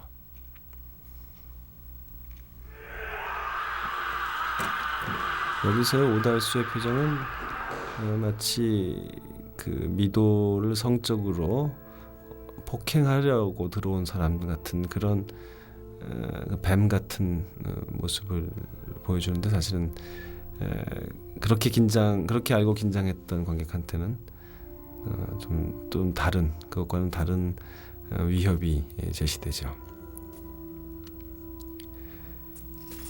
여기서는 그 효과음을 아주 선별적으로만 사용해서 음악과 아주 고요하고 서정적인 음악과 함께 이런 이유는 이 싸움이 아주 정말 길게 느껴지도록 영원히 싸우고 있는 것처럼 그렇게 느껴지도록 하기 위해서였습니다. 소리가 없다는 것은 굉장히 그 지루하고 긴 느낌을 만들어주죠. 시간성의 왜곡 효과랄까요?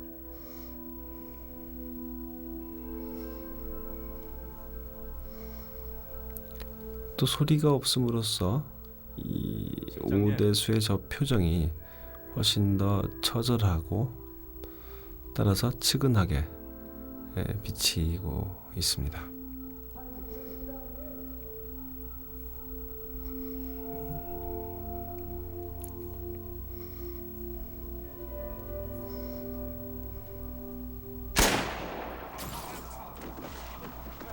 총성과 함께 모든 사운드가 되살아나죠.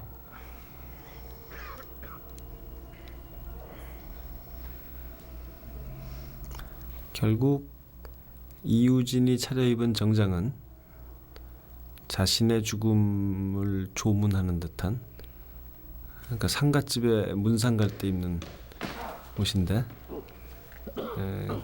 그런 아이러니가 있습니다. 남의 죽음이 아니라 자신의 죽음을 애도하는 의상이라고 할 수 있겠죠.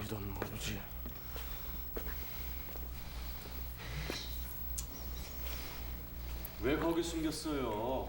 애초에 수로가 그 디자인에 있었던 것은 아닌데 나중에 수로가 추가되면서 스토리보드에서도 저 수로와 거기 담긴 물을 그 배우들이 활용할 수 있도록 조금 수정을 했습니다. 당신은 이게 뭐야? 여기서 이우진이 별로 흥분하지 않던 이우진이 왜 미도를 거기다가 감춰놨느냐, 왜 그렇게 머리가 나쁘냐, 왜 그렇게 생각이 짧으냐라는 이야기를 할 때는 유독 화를 내고 있습니다. 나의 적수가 되기에 부족한, 그렇게 막 그 정도밖에 안 되느냐라는 것이, 나는 좀 더 즐거운 게임을 하고 싶은데 왜 그 정도 수준밖에 못 따라오느냐라는 그것이 이우진에겐 가장 화가 나는 일이죠. 아저씨 여기요. 여기서는 보라색 앨범을, 보라색 상자를 보여주기 전에 이미 미도의 얼굴에 그 반사된 색깔이 어려 있죠. 미도야, 안돼, 절대 열지 마, 절대 열지 마. 그 열면 큰일 난다. 손도 대지 마, 알았지? 이거 뭐예요? 아저씨 알죠? 미도야. 이때 미도 얼굴에 어려 있는, 묻어 있는 보라색 아저씨가 내가 빛이 금방 갈 테니까. 그 앨범을 상자를 열어서 앨범을 보여주지 않아도 굉장히 불길하고 우리 미도 잘 참을 수 있지? 그런 기분 나쁜 느낌을 옳지. 주면서, 뭐 얼굴 그냥 시각적으로만 보자면 강혜정양을 예뻐 보이기도 하지만 그러나 내용을 따라온 사람에게는 아주 불길한 느낌을 주고 있어요.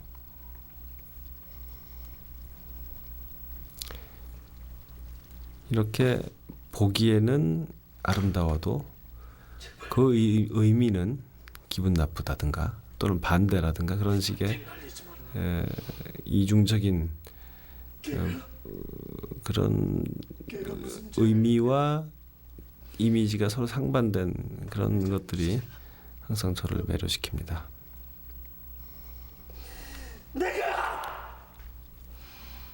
내가 너희 누이한테 저렇게 처절하게 울부짖는, 지금 이 세상에서 가장 불쌍한 사나이인 오대수의 코가 저렇게 빨갛게 피에로처럼 저렇게 우스꽝스럽게, 이건 역시 단지 시각적으로 봐서는 우습지만 또 내용에서는 가장 측은한 이런 모순도 역시 마찬가지입니다. 개새끼야!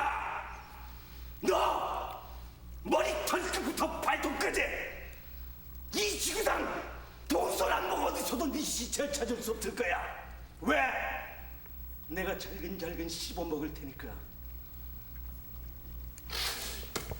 여태까지 둘이 만나면 이우진이 혼자 떠들고 오대수는 듣기만 했었죠. 여기서는 반대, 역전 상황입니다. 우리 동창이잖아. 이때 이우진은 어떤 표정을 짓고 있을까? 어떤 얼굴로 오대수를 바라보고 있을까? 하는 것이 궁금했으면 좋겠다라고 생각했어요. 이 교가를 부르면서 오대수는 아주 짧은 순간 이우진의 눈치를 살피고 있습니다. 이것은 오대수가 이게 진심으로 반성하고 그에게 용서를 구한다기보다는 이 모든 것이 하나의 연기에 불과하다라는 것입니다. 이우진이 감독이자 배우인 것처럼 이 장면에서만큼은 오대수 역시 배우입니다. 그는 지금 연기를 하고 있습니다. 왜냐하면 이것은 참회와 용서를 비는 행동이 아니라 미도에게 그 사실을 알리지 않게 하려는 그런 계획된 행동이기 때문이죠.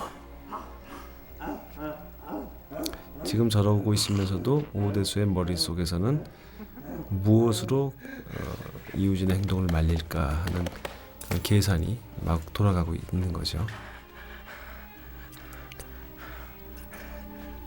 이 혀를 자른다는 행동만 해도 이것이 어떤 그 실제적인 무슨 도움을 주는 행동도 아니고 단순히 이것은 자기에 대한 응징이라기보다는 내가 이렇게 반성한다라고 이우진에게 그 쇼업하는 그런 연기의 일부입니다. 그리고 관객이 궁금하게 생각했던 이우진의 표정이라는 것이 방금 소개됐는데 좀 우는 것처럼 보였지만 알고 보니 이렇게 키득키득하면서 웃음을 참지 못하는 저 사람이 저렇게까지 막 처절하게 나오는데 웃는 모습을 보여주기는 좀 무안할 것 같고 상대가 그렇지만 터져나오는 웃음을 막을 수는 없다라는 듯한 기분이죠. 미안해서 어떡하나 하는 표정입니다.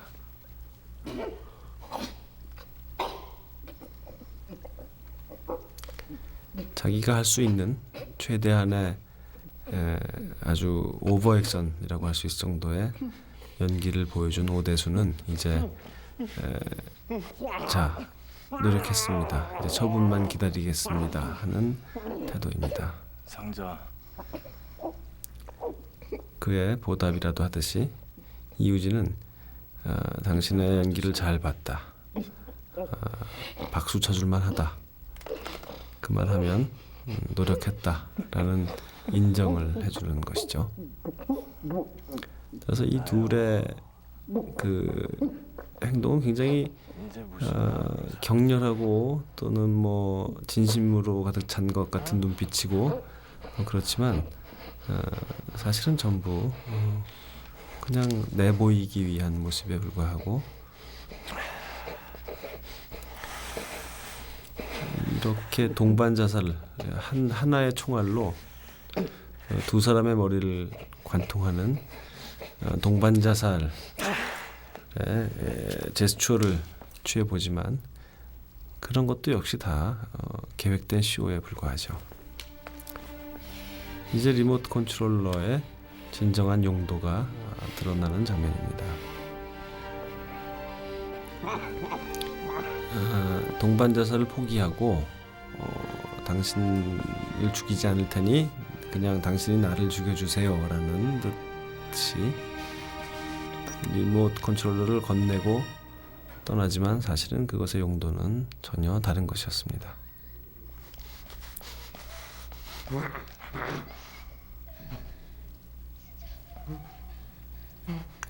TV판에서는 역시 이 녹음기에서 나오는 소리가 정사 장면의 소리가 아니라 자동차를 타고 가면서 부르는 미도의 노래로 바뀔 예정입니다.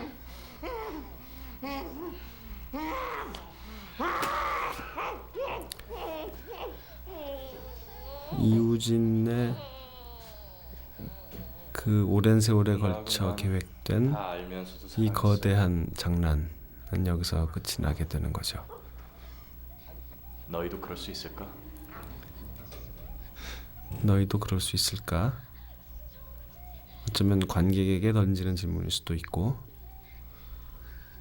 이 모든 그 금기에 대한 도덕적인 판단을 묻고 있습니다.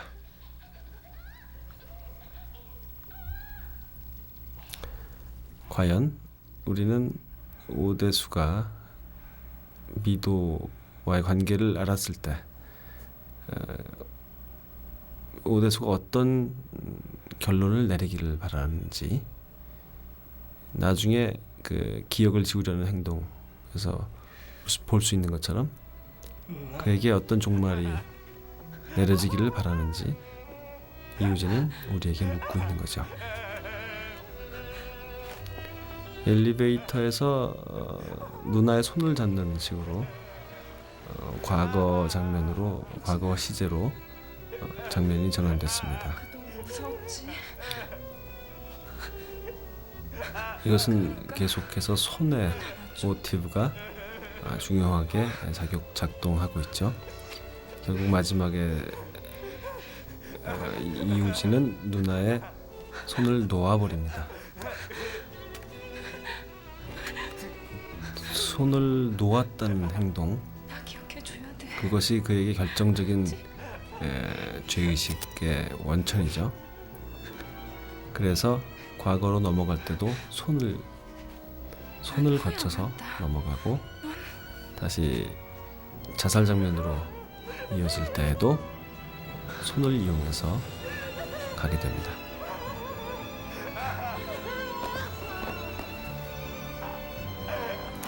이렇게 비극적인 장면에서 이렇게 화사하고 운동감 넘치는 왈츠를 사용한 것은 제법 효과가 있었다고 봅니다.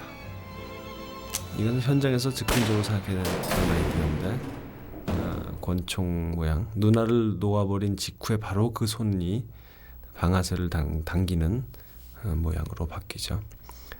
자세히 보면 그 머리에 난 구멍에서 마치 영혼이 빠져나가듯이 총알에 마찰이 일으킨 연기가 피어나오르고 있습니다. 끝까지 들어주셔서 고맙습니다. 여기까지가 제가 겪은 몸의 전부입니다. 끔찍한 이야기.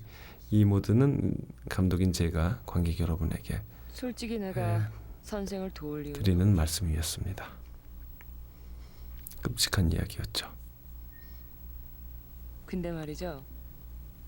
이제 마지막 한 줄의 뉴질랜드 마음이 촬영은 거기서 했지만 극 중에서는 강원도일 수도 있고 뭐 어디여도 좋은 그런 공간입니다. 시간적으로도 몇 년이 흘렀는지 기억이 알 수 잘못돼서 없는 막 엉클어질지도 모르는데. 머리는 저렇게 하얗게 새버렸지만 괜찮겠어요? 과연 그것이 세월이 흘러서 그런 것인지 아니면 너무나 큰 충격으로 순식간에 저렇게 된 것인지 알 수 없는 그런 시간입니다. 반면 최면술사는 감금방에서 처음 소개됐을 때에 비해서 전혀 늙지 않았죠. 잊었으면 또 미도도 아무 하나를 응시하세요. 늙지 않았습니다.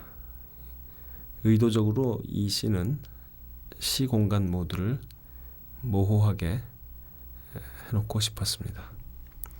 이것은 어디까지나 환상 장면이고 물론 사실이 아니라는 것이라보다는 서서히 좀 환상적인 느낌을 가진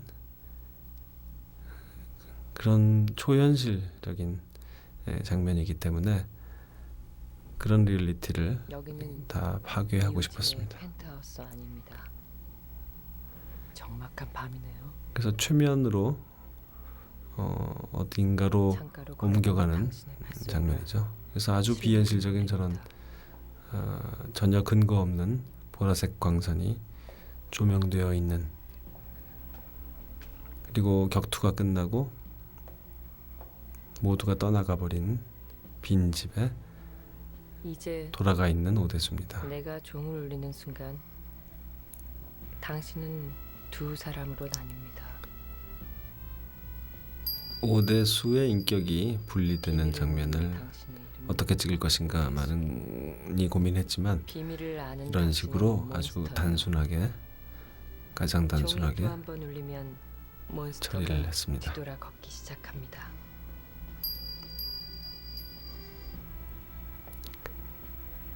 한 걸음에 1년씩 늙어가는 거예요. 결국 몬스터는 70살에 죽게 됩니다. 자기 자신의 뒷모습을 걱정할 건 저렇게 없어요. 매우 근심 어린 하나하나는 표정으로 죽음이니까요.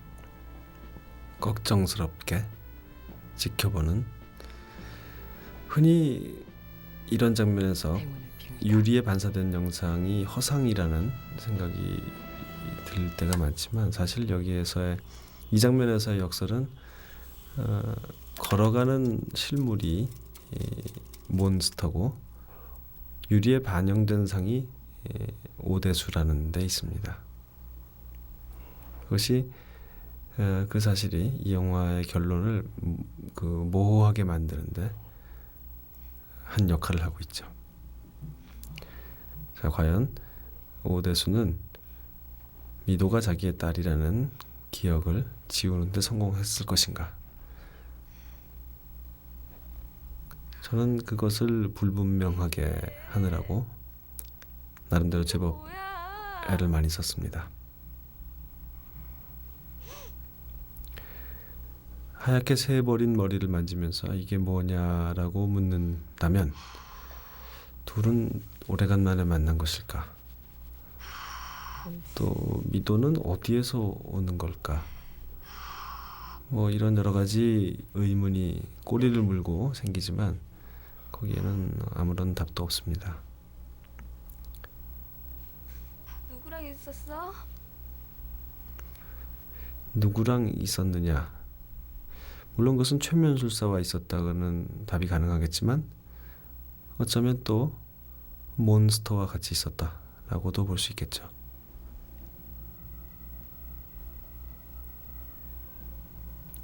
이 발자국은 몬스터가 한 발짝에 1년씩 늙어가면서 걸어온 흔적일 것이냐, 아니면 그것은 몬스터가 아니라 오대수였을까? 뭐 그런 의문이 계속 생깁니다. 이 두 개의 의자 역시 오대수와 몬스터의 의자처럼 보이기도 합니다.